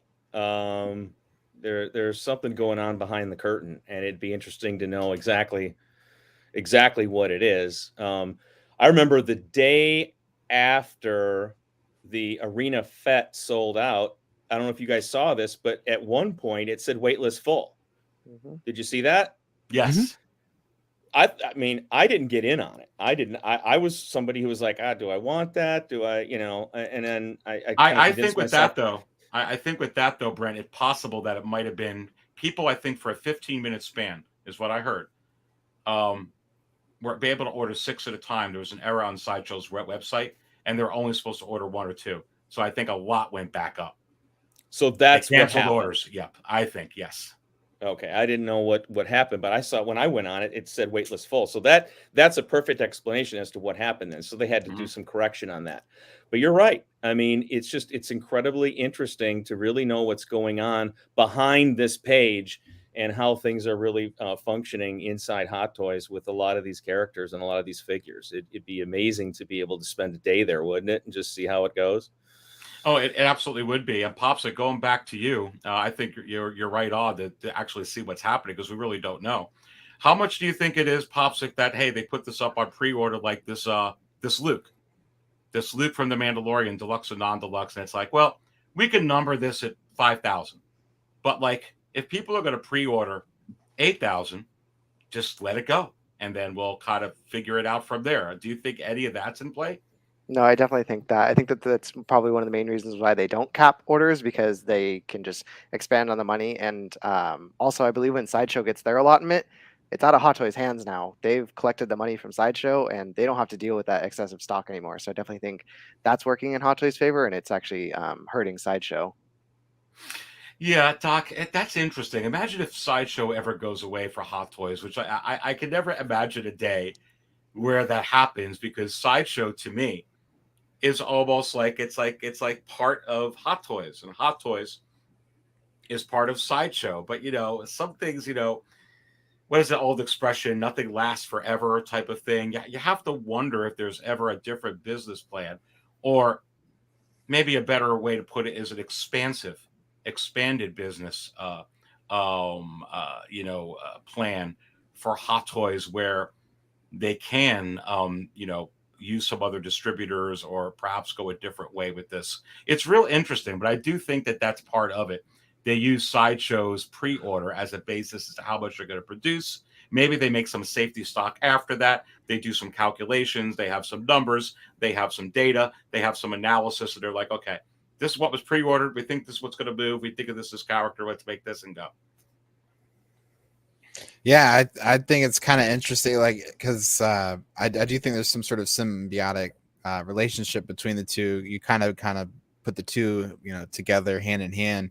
I couldn't imagine a scenario without the two together because at this point now they've just been together so long in this relationship where I think each one kind of benefits from each other. I think maybe Sideshow could potentially putting too much burden on their warehouse by maybe like doing. I feel like they do a lot of max allocations, so I think maybe in the future, I think they're probably readjusting like how many they're putting purchase orders in for. So, and I think I just saw a comment down here a moment ago where at this point now there are so many announcements that maybe Hot Toys and Sideshow can both get a better idea of how many are being ordered versus just kind of guessing and putting in a max allocation for a purchase order. And so I don't know, I'm sure there's something going on behind the scenes to kind of help alleviate some of the amount of stock that they have. I just feel like a year ago I was like, they have nothing in stock. There's absolutely nothing in stock on this site. There's like maybe 30 things, and now all of a sudden they have everything in the world in stock that I can think of, and even then some. And so I don't know what to think. I can only imagine like how much stuff they have in their inventory, and I would love to be able to like take a tour of it and just be like, holy crap. Because I think sometimes I feel like, well, maybe they only ordered like 500 or 1,000 of these, but really it could be like an entire like corner of the warehouse where it's just like tens of thousands of Hot Toys. Like I don't know how much they really move. Like I think that's a really interesting like thing to know. Well, to play off that point, Doc and Aries, if you let me get this in here, I think a piece that pops into my mind that's worth having discussion about is the Beskar Mandalorian. Mm-hmm. I mean, we all thought that thing was gone, and it is still available. I mean, It's still selling. How many? Yeah, you're right. How many in stock? What was their number of batch of in stock pieces for that? Because it seems like it's just endless. I heard it was like 20,000 US, 20,000 Europe, like 40,000. I don't know how accurate. I don't know if you heard Popsicle or Doc, but that's what I heard. That's basically what I heard too. Yeah. I don't think they made 40,000 units, but I think maybe 20,000 between the two markets, most likely. But because 40,000 just sounds like a lot, and I can't imagine there's that many Hot Toys collectors out there. I know, I know. It does. That's what I heard, though. But it's like, you know, what's funny though? It keeps selling. Like to Brent, to your point, it's not like it's down where the Jet Troopers were. I mean, they keep selling those darn things, which is interesting to me. But and there's another one coming out or scheduled to be they won't make that before the end of the year. And you know, that one has a lot more accessories. It's got the head sculpt. You know, it's arguably a better piece than this one. But the chrome plating and the head sculpt, Pedro Pascal. Baby. I'm interested to see how long that chrome Mando hangs around, though. Because that I think will be like our barometer to tell maybe where things are going in terms of batch sizes. But I also have to imagine maybe a whole crap ton of pre-orders came in for that figure too, because it's a pretty substantial upgrade over the original one. So really I had to imagine this got pre-ordered a lot as well. But there might be some collectors out there that felt betrayed by the early announcement of the new one, like because it just like started shipping in the United States like maybe a month before Hot Toys is like, and here you go. I did feel that way with that one. But I actually think, is it possible? And we've got 100 in here. Let's fill up table 2 because we're talking about him. This is the way. I mean, he is the character, him and Grogu, that have changed where Star Wars is by 180 degrees, and it is cooking. So, but I actually think, is it possible then, guys, that the way we're talking about, hey, maybe because of what happened with the armor, that's what you're seeing with the arena suit Boba Fett. If what's happening here with the Beskar Mando, and it's still maybe with the chrome, they're like, hey, we're not going to make as many of this one. You know, it could be substantially lower. I think it's a monster piece. It has the Pedro Pascal head sculpt. It has the chrome plating. I mean, it looks so awesome. I mean, but I don't know. I'm not convinced. I know they won't make as many of that one as the Beskar one. What do you think, Popsicle? I don't think so. I completely agree. I definitely think Beskar Mando is still in stock just because of how long it took for that figure to even get shipped. I think I got mine like 6 months later. And every single month when they get their shipment in, I'd be like, is it going to be me? Is it going to be me? And I think like average about 1,700 figures in a container. So just think if like 600 of that is Mando, and it was over a 6 month period before it got in stock, they produced so many of those figures. I think that possibly even Hot Toys might have even sold some more to offload to Sideshow at a discounted price so they can continue selling it, because Mando's hot in Asia, but it's nowhere close to as hot as it is in the US. And how many people canceled their pre-orders for it when they found out about the Pedro Pascal head sculpt one coming out? You know, which one, if you have to choose between which one, you can't have both. Would you rather have the one with the chrome and the head sculpt? Well, that's why I collect Hot Toys for the head sculpt mostly. I mean, I want them both, but I want that one more.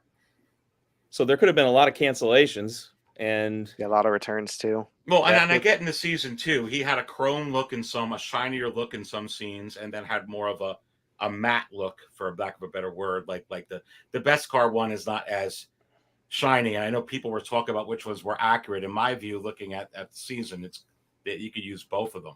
But regardless of that, I like the head sculpt. I think that figure, again, filling up table 2. This is the way. It's a hard figure, Doc, for people to pass on, because it is the Mandalorian. He is the crap right now, and he has a head sculpt. I think it's going to be a hard one to pass. No, I definitely agree. I'm gonna get it, and he's gonna stand right next to the dull Beskar version, and or some. I'll figure something how they'll work in two different kinds of displays. But yeah, the Chrome one's coming home because I do want to recreate that whole moment with all the Night Owls and Luke Skywalker and Grogu, and kind of like a handing off the child to Luke to train and everything. But yeah, I don't know. It's hard to say, like, do I really want two Mandalorian, but I want the Pedro Pascal head sculpt. So it's a lot of internal struggle, like, 'cause Yeah, I'm it's just like, these crazy. aren't cheap, so. Well, listen, we're going to the final segment of the show. This is my favorite part of the show, possibilities of the show. We got to fill up table 2 again. I don't know if the Thor is in the house, but this is for you, baby. This drink, I like it. I know, it's great, right? Another. And are we going to get another Hot Toys announcement? Is it going to come tomorrow night, Monday morning? Are we going to get something Wednesday night, Thursday morning this week before the end of the month? What's going to happen in August, the rest of this third quarter here? I think we all know we're not done with Hot Toys, and we're certainly not done with Star Wars coming up over here. Let me go ahead and share my screen. Again, back at sixthscalecantina.com, and always the latest news on the secondary market, everything trending up or down. But here's the show. Here's what we're talking about. And I know a lot of you want me to get into the banner over here. Looks like we got a 20th anniversary Attack of the Clones packaging of Mace Windu that, was able to conjure up on there. And when you go ahead and just, by the way, for tomorrow, for you insiders, there is a special show tomorrow. I'm going to just give it a quick plug. Insider Special. You can see it right here on your screen. Dark Sisters. I'm going to go live with it tomorrow morning at 11 a.m. Eastern. And if any of you want to join the channel, you can click on that little join button. You can go to Sixth Scale Cantina. You can see some of the samples here. You can check it out. But you see Darth Talon. You see Darkseid Rey. You see Asajj Ventress. Cantina Insiders tomorrow, 11 a.m. Going to go live with it. You don't want to miss that tomorrow morning for sure. An Insider Special, Dark Sisters. How dark is it going to be? We're going to find out tomorrow. But look, I want to get to this. There's been a lot of heat. And I don't even have up the latest release on here. I have Obi-Wan and scrolling down and down. Doc, I'm going to go to you. We are preparing for more collectibles. This happened just 24 hours after we got bomb after bomb after bomb after bomb after bomb. Five drops on May 4th for a wave. C-3PO, all die-cast. R2-D2, man, the weathering on that. Clone Trooper, pilot, which they also has a Revenge of the Sith accessory. The other Clone Trooper, that has a Revenge of the Sith accessory. The other one has the Attack of the Clones one. And a battle droid. Right the very next freaking midnight, they put this out, what I was showing on my screen. We are preparing for more collectibles from Star Wars Attack of the Clones to celebrate its 20th anniversary. Stay tuned on our next wave of thrills. They didn't, again, we're talking about from the beginning of the show, the theme's been very purposeful. Why did they do this? And when do you think this is coming? So starting with when, I was kind of hoping maybe we would see it like this week, but I think there's still, time throughout their summer showcase to potentially show their next wave. They may even wait, a few extra weeks after that, just to kind of separate everything. So I'm hoping sooner rather than later, but I think they did it because there was a good positive feedback to their first initial announcements for the Attack of the Clones. And I think we'll hopefully see some Jedi, Mace Windu, Kit Fisto, Anakin, and Obi-Wan, and then even Padme. You can lump Padme in there because then finally Padme would have a companion pieces to go with for that particular movie. Because really, I mean, you know, I don't know if everyone wants a, you know, a baby bump Padme from Revenge of the Sith or anything, but like the only other Padme I would want I'll would be take one. maybe, I want every character. right? Well, yeah, I guess you know, it could kind of make sense in the lore, you know, one way or another.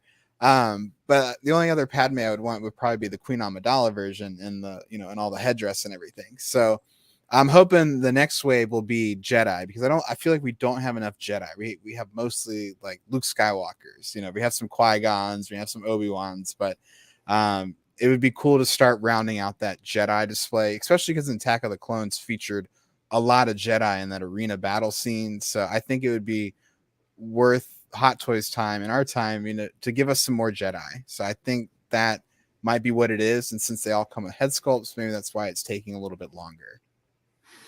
Yeah, I mean, very, very interesting. Popsic, let's go to you with this. I absolutely spilled my coffee when this happened on May 4th. I couldn't believe it. I couldn't believe my eyes that figure after figure. I'm getting messages from everybody. I'm texting this one. I'm texting. I'm getting a message from Fabio. Hey, they just did this. 3 minutes later, hey, another one. Hey, another one. I'm like, what's going on? This one. My phone blowing up like crazy. And then they went ahead and they did this. Wow. Now, I don't think they're going to do this when they're focusing next year, Popsic, on the 40th anniversary of the Return of the Jedi with that packaging.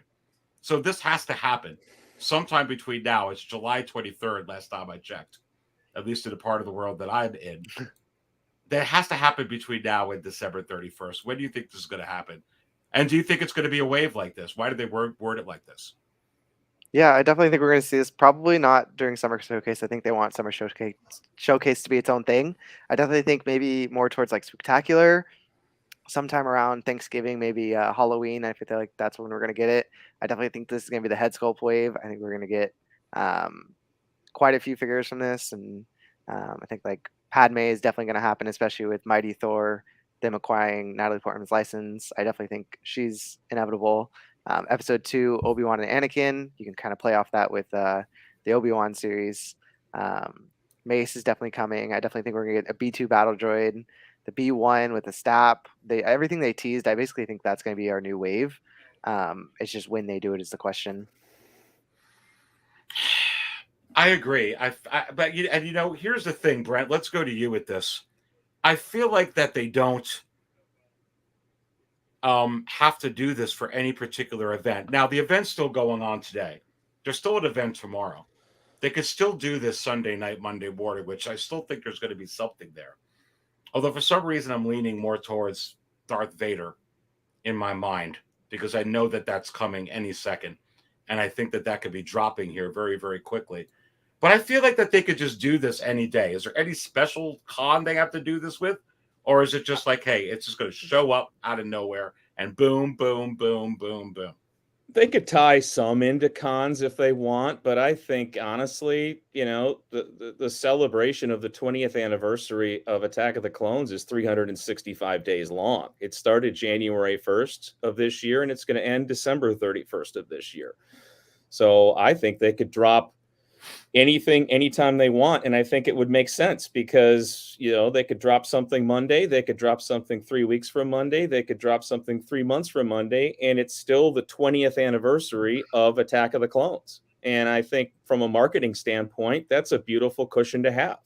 You don't really need to have to, you know, hook a wagon up to any of this stuff. And I think, you know, Popsic and Doc both listed, and you too, Aries, listed all the main characters that I think we're going to see before the end of the year in terms of pre-orders. It wouldn't surprise me either if we see something in the Palpatine realm. You know, we've not gotten a Hot Toys Chancellor Palpatine. There's a Sideshow version of him. It was a 2-pack. You got a Chancellor Palpatine, Senator Palpatine, and you got an Emperor or Sidious.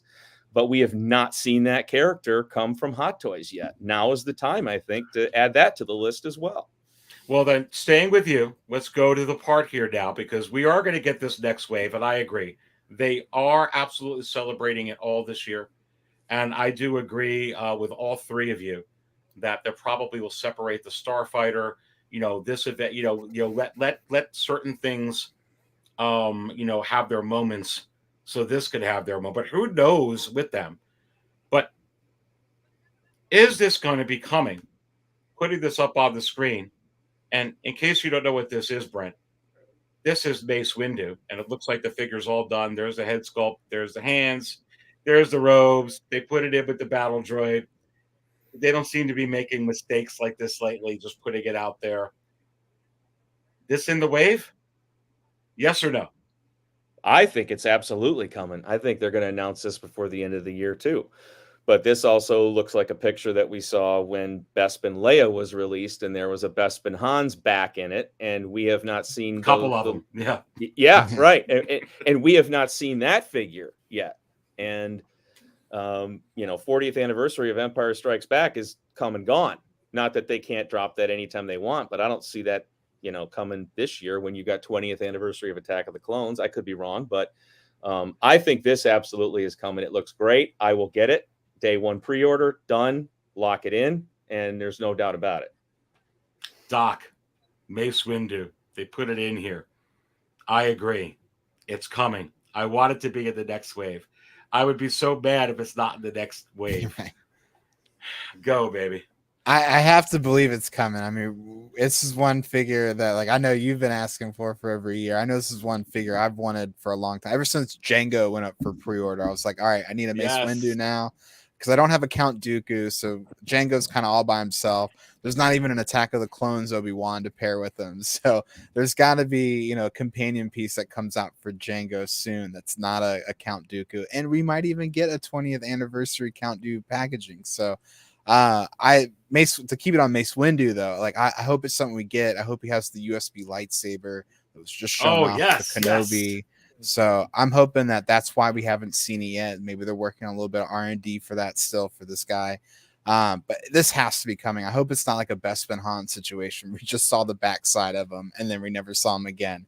Because I've joked about in the past, but I measure my mortality in Hot Toys releases and announcements. I look back and I'm like, oh man, I waited 3 years for this pre-order to find release, or oh man, I waited 5 years for C-3PO to finally come from Hot Toys, and it's not the right one, so, and in order to get the right one, I'll have to wait another couple of years. So it's kind of like a I wouldn't say a win-lose situation, but it's always just like a struggle with Hot Toys when they post these teasers. I get all excited, and then a year or two goes by and I'm like, man, whatever happened to that figure that they teased? So I hope this actually does happen. Boy, I mean, if this happens, man, they don't even need Popsick to give me a damn wave. All they got to do is just give me this figure. And of course, I want Padme, and of course, I want everything else. But I want this figure. I want this figure, baby. They put it in here. It's done. Come on, look at that. It's done. It's done. That's done. It's got to be done. It's got to be coming out any minute. What do you think? Yeah, I don't understand why we don't have this yet. I definitely would have thought it would have come a lot sooner, especially when they have all the pieces to make this. I mean, they already had the Nick Fury head sculpt. They just had to tweak it a little bit and update it. But I definitely think this one's 1,000% coming in the next wave. It's probably going to be the one that they save for last as the showstopper for the night. But this figure is going to be great, and definitely can't wait to add it to the collection. And I think this is a figure too, guys, that's going to be a lot like the Qui-Gon. You better snag it while you can, because I think he's coming back. I think he's going to reemerge somewhere in one of these Disney Plus series. And he just did in the Obi-Wan one. Right. And that shot the Qui-Gon piece up. So if Samuel L. Jackson comes back as Mace Windu at some point, which a lot of people say he's going to. I mean, what's to say he didn't survive falling out of that window in Revenge of the Sith? Brett, he's 1,000% coming back. So that's why you need to get this figure when it's up and not wait, because once it's gone and then he returns, it's going to be doing what Qui-Gon is doing right now on the secondary market. I believe this is in the next wave, and I think the next wave is coming very, very fast. Here's another two that I think are in the wave. Brent, I'm going to stay with you. Here's the reason why I think we're getting her. She is because they're going to be giving us, I'm putting Kit up there too. I think we're going to be getting the Attack of the Clones Anakin and the Attack of the Clones Ewan McGregor, because I think they got to give us the three biggest stars from the Attack of the Clones, A. B, they already had the Attack of the Clones, Anakin and Ewan McGregor in the Obi-Wan series, and there's not a chance in hell Hot Toys are going to capitalize off that. And I think it's going to be one of those mix and match things where you're going to see whether it's in the Attack of the Clones packaging. Here's Anakin Skywalker from Attack of the Clones, and an alternate head sculpt, as also seen in the Obi-Wan series, or vice versa. Either way, no way we're not getting them, in my view, because they're going to, capitalize on that. If they do, we get her. I mean, she goes good with them. We've needed her for 3 years. I mean, when did they first show her to us? Was it 3 or 4 years ago? It seems like 40 years ago, but they've only been around 20 some odd years. But I mean, you can't have Attack of the Clones collectibles and not have Padme Amidala. Can you? I mean, well, you can, because they had the Empire Strikes Back anniversary packaging, but it looks like with that one, they just kind of did a little bit, they experimented with it. With this one, they're like, hey, here's wave 1. Here's these droids and these troopers. By the way, we're going to give you wave 2. So they're kind of almost telling you the story. By the way, we're going to give you the big characters now. Yeah, the Padme is a must. That will be a coffee spilling moment for sure. By all means, start throwing towels on the floor to sop it up, right? I mean, that could happen this week. I mean, that could drop at any moment. And maybe they had to wait for the Thor movie to be released, and then now they've got her likeness, and maybe now this can happen, because you have to believe that her likeness and her face is going to be used in a upcoming Marvel character too, right? Hopefully. Oh, I think there's going to be 2 Natalie Portman figures up for pre-order at the same time. And I think it's going to be this, and I think they're going to use this to death, because I've mentioned it on quite a few shows the last couple of weeks, bringing up, how much they've used a Carrie Fisher's likeness and that head sculpt for Princess Leia's figures. And they have a couple of them. And I think they'll do the same thing here with Natalie Portman for sure. My goodness, if it's even possible to have more looks than Leia and Rey, certainly Padme has a ton of different looks from all 3 of the movies. My goodness. I mean, you want to talk about limited production runs like the Neo, or like this, or the Arena Fett. They could do this all day long. Here's 1,500 of her like this. I'm not going to buy it. Well, 1,500 of you'll buy it. Then we'll put out another one. I mean, I could see them getting mileage off it so much. For sure. Doc, I heard you earlier in the show, and it did ring true. They don't got anything to pair her with. But now we've got 2 things going for us. We got Attack of the Clones anniversary, A. B, Hayden Christensen, Ewan McGregor back with Disney. C, they actually use their likeness from Attack of the Clones in the Obi-Wan series. I can actually see the next wave having both of them and her in it. Yeah, I agree. I think this would be the time to do it, and because you're gonna have a chance of possibly getting all 3 of those figures with that 20th anniversary pack, and that I think would be an amazing set to have, because Attack of the Clones is when the love story between these 2 characters really kicks off, and you get the memorable line of "I hate sand." And so I think it'd be kind of cool to have Natalie and Hayden Christensen together, even because I loved Attack of the Clones. That was my favorite movie, probably for all the wrong reasons, because I was just big Natalie Portman fan for all the right reasons. But I gotta have Natalie Portman representation on the shelf, both as Padme and the Mighty Jane Thor. So it has to happen. So I do think we do get that working in our favor too, that she was in Marvel as Mighty Thor. So they can do 2 birds with 1 stone and give us 2 figures of her in the same year. So I'm really hoping it happens on all fronts. Yeah, me too. And P Rock is in the house. What's going on, P Rockzilla? What's up, panel and collectors in the chats? P Rock. I know you weren't feeling it last week with Yair and Brian Ortega. That this sucks for Brian. I hope they roll that back. Man, I know. Little MMA there. Good to have P Rock in the house for sure. Popsic. This is the time to put her out. I agree. And I actually think, to take it a step further, Popsic, once they put her out, Padme Amidala, I think they're going to come out with many different versions in the years to come.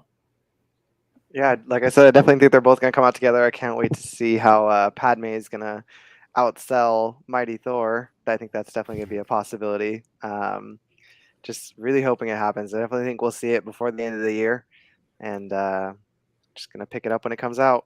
That'll be interesting to see if it does sell more than Mighty Thor. I mean, right now, Star Wars is just selling more than any IP in the toys. And the interesting thing, Popsic, if we're going to continue more with it, it's just they don't even have a movie out. I mean, I feel like with I know we're talking Attack of the Clones here, filling you up again with this little guy here at table 5.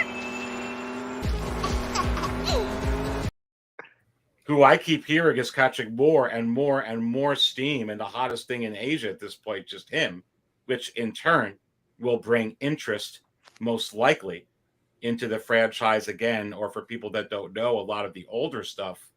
It's kind of scary with Star Wars. I feel like we don't even have a movie out yet, which I'm kind of glad, because I'm afraid I don't want them to come out with one. I want them to keep doing these shows for a while, Popsic. I want them to let's get the Mandalorian, let's get the Andor series out.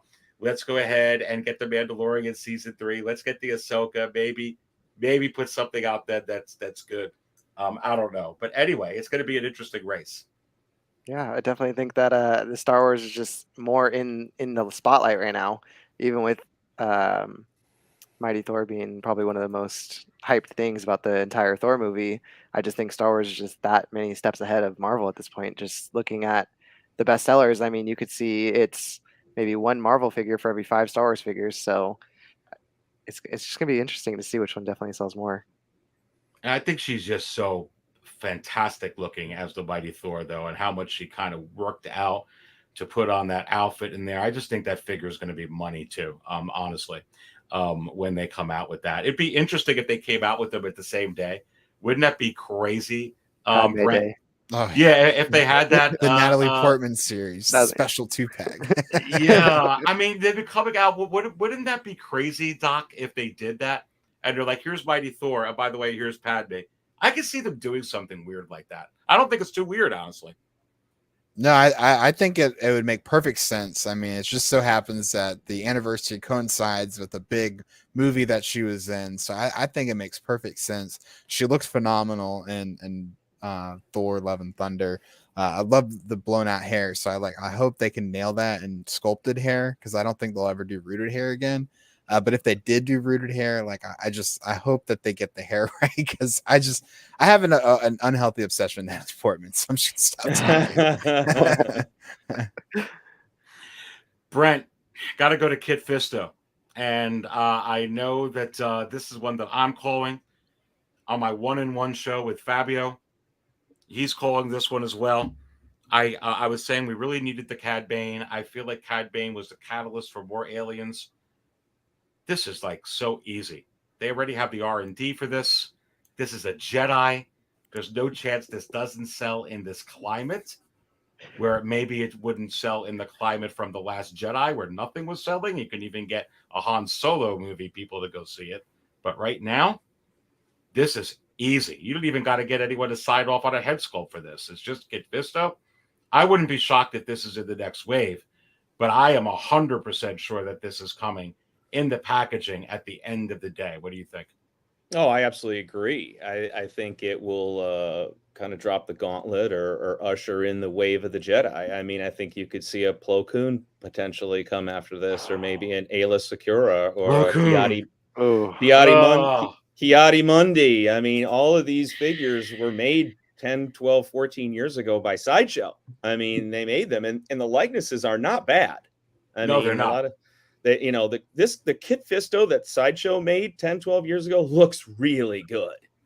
I mean, that head sculpt looks really good. I can see a lot of people, maybe if they have that one, they're like, well, this one's fine. But I'm sure this one will be an upgrade. It'll be much better. And yes, I absolutely see this figure coming out. I mean, he played a significant role in the prequel movies.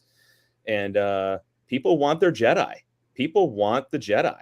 And, he was Kit Fisto was a big one in both Attack of the Clones and Revenge of the Sith. He was a key part of those movies. And there's so many characters from the prequel movies that just have not been made yet. I mean, it's just like, it's like Virgin Earth out there. I mean, they've got so much to do, and now is the time to do it.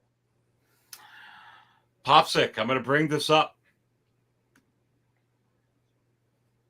Can you even imagine with the speeder frenzy that Hot Toys has right now? Dooku on the speeder from Attack of the Clones. Listen, they reissued the Boba Fett Deluxe from Empire Strikes Back straight up in that Empire Strikes Back packaging, baby. They straight up did it with Darth Vader in that Empire Strikes Back packaging. They just put it out. With Yoda at Attack of the Clones, they just went ahead and just put him out in the same packaging. They didn't care. Dooku's too high, baby. He's too high. But I'd love to see them saying, hey, here's a Count Dooku, and here's a speeder. Darth Tyrannus on a speeder. I could actually see them doing this in this packaging. I actually think that with Dooku and Yoda, I find it hard to believe, because I feel, Popsick, that the end of the movie, when the lightsaber battle was a thing back in the day where everybody was really looking forward to seeing Yoda and that Count Dooku lightsaber. See, I'd love to see these guys in that packaging, but I would love this with the speeder. What do you think? Wow, I never even would have thought this wouldn't have been something that came to mind about the movie. So I'm glad you brought it up. I would love to see this because I know there's a ton of people who don't have Count Dooku. Thankfully, I got mine for $20 off a raffle, so I'm sitting pretty. Yeah, baby. So, $20. The best kind. $20. Yeah. Wow. I'd definitely buy another one. So just keep bringing them out. I'll keep buying them. Doc, this would be interesting if they did this on a speeder, another Sith Lord on a speeder like Darth Maul. Yeah, it really would. I don't know though if I would get Dooku with the speeder, just because that's not how I see Dooku. Like I would want to have Dooku paired up either with Jango or fighting my Attack of the Clones Yoda that I did pick up recently, or a few months now at this point, but I got that at retail. So that was like super exciting.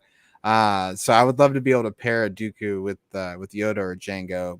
So I don't think a speeder would necessarily be necessary for me, but that would help. I think give other collectors the opportunity to have more than just the original option. Yeah, and Brent, going to you. Is it possible that we get Attack of the Clones Yoda for the third time?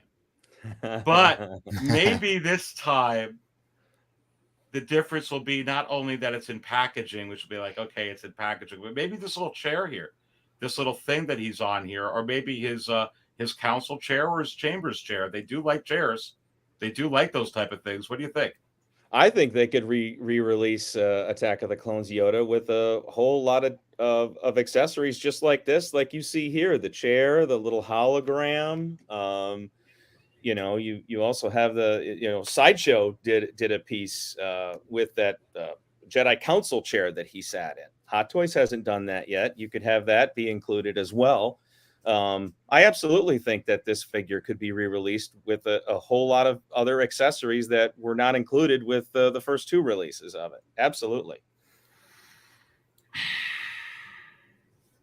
We talked about Shaq T, Ki-Adi-Mundi. You mentioned Ayla Secura. How about Luminara? How about Yaddle? How about this? Oh, yeah. Oh, can you imagine a Zam Wessel? I mean, is it even possible, Doc? I mean, probably. I don't know. I don't know. They haven't done any other of the bounty hunters, I know. I'd go crazy for this.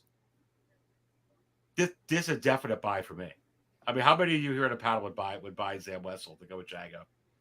Oh, I totally would get this character. I would get this figure 100%. I mean, she's iconic to Attack of the Clones. She was a big part of the first half an hour, 45 minutes of that movie. And you'd get a switch out face sculpt, obviously.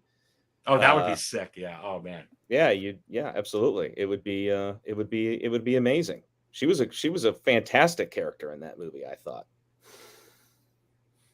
I don't know. I would get her. Like because like I would like to round out like some more bounty hunters, and she's kind of like Fennec Shan to Boba Fett as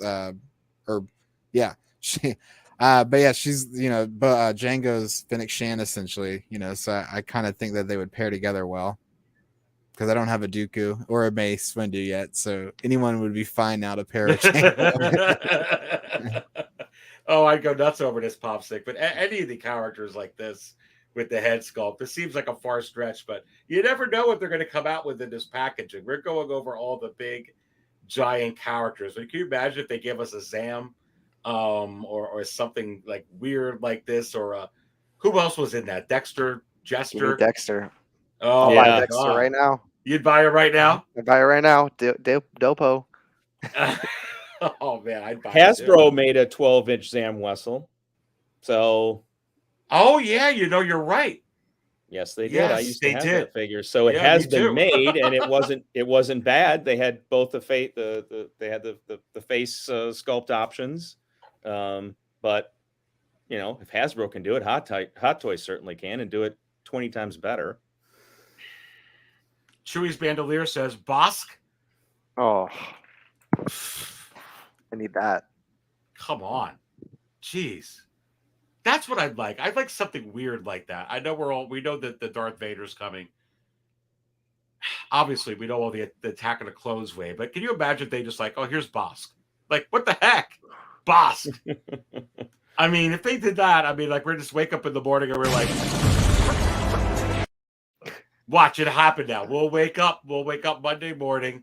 I'll be getting a bunch of tests. Aries, Bosk is released. I'm like, what?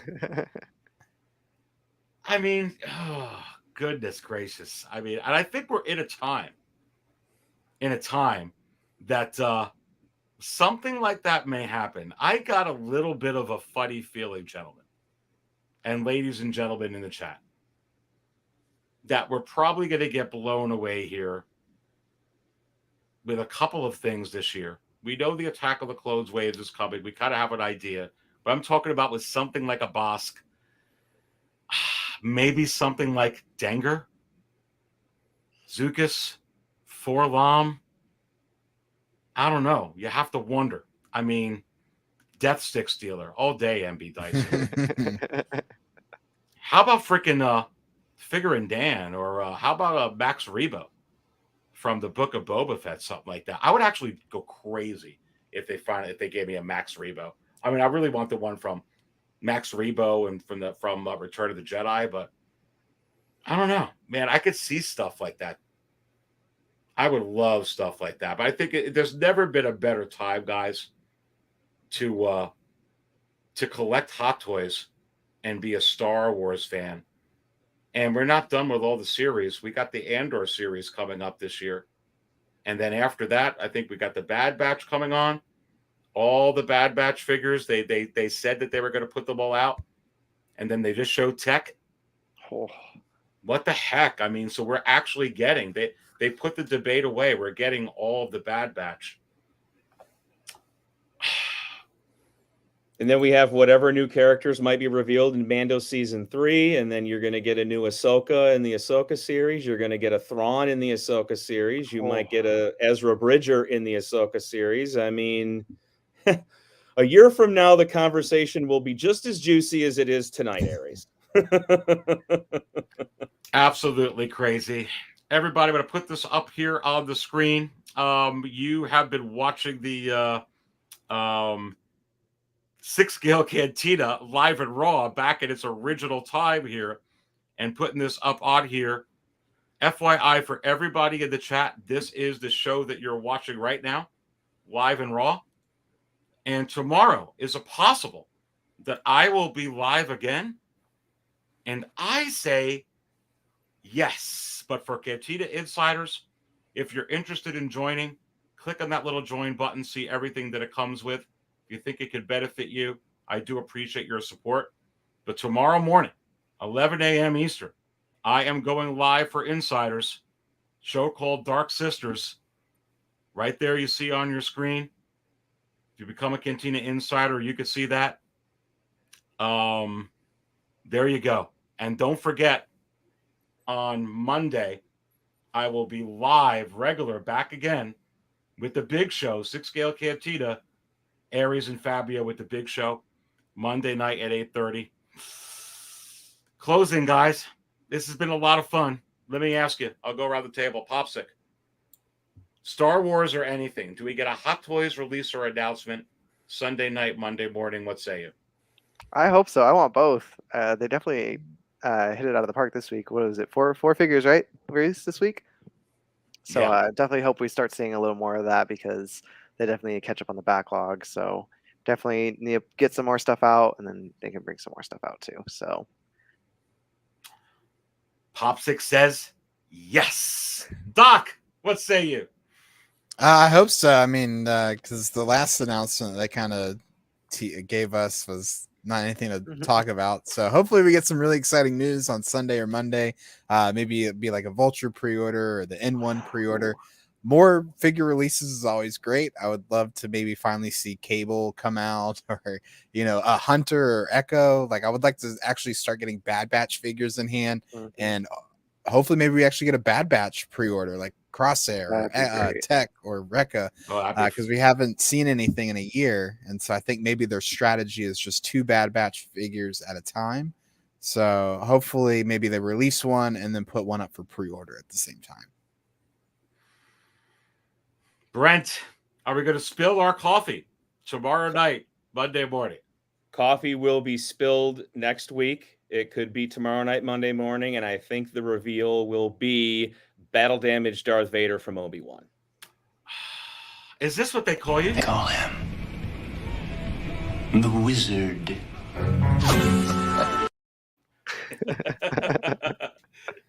From your mouth to the Wizard's ears.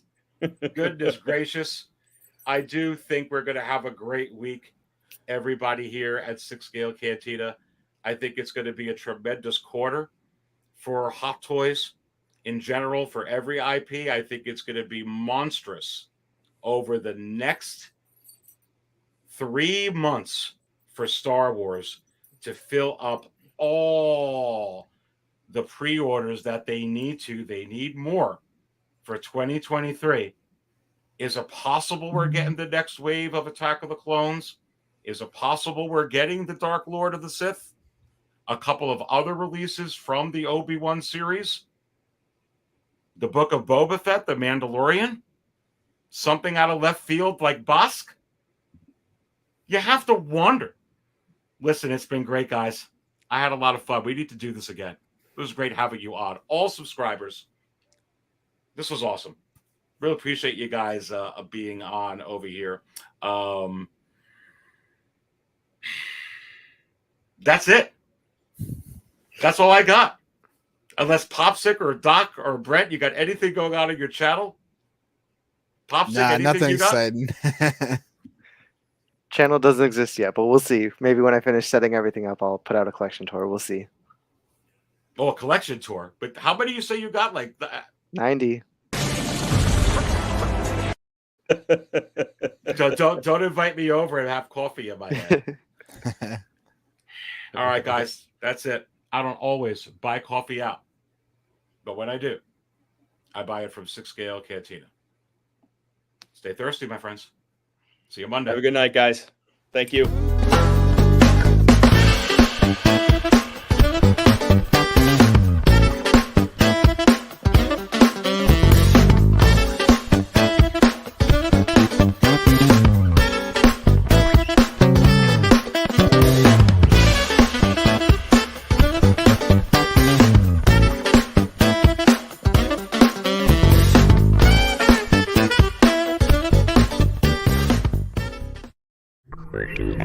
Thank you.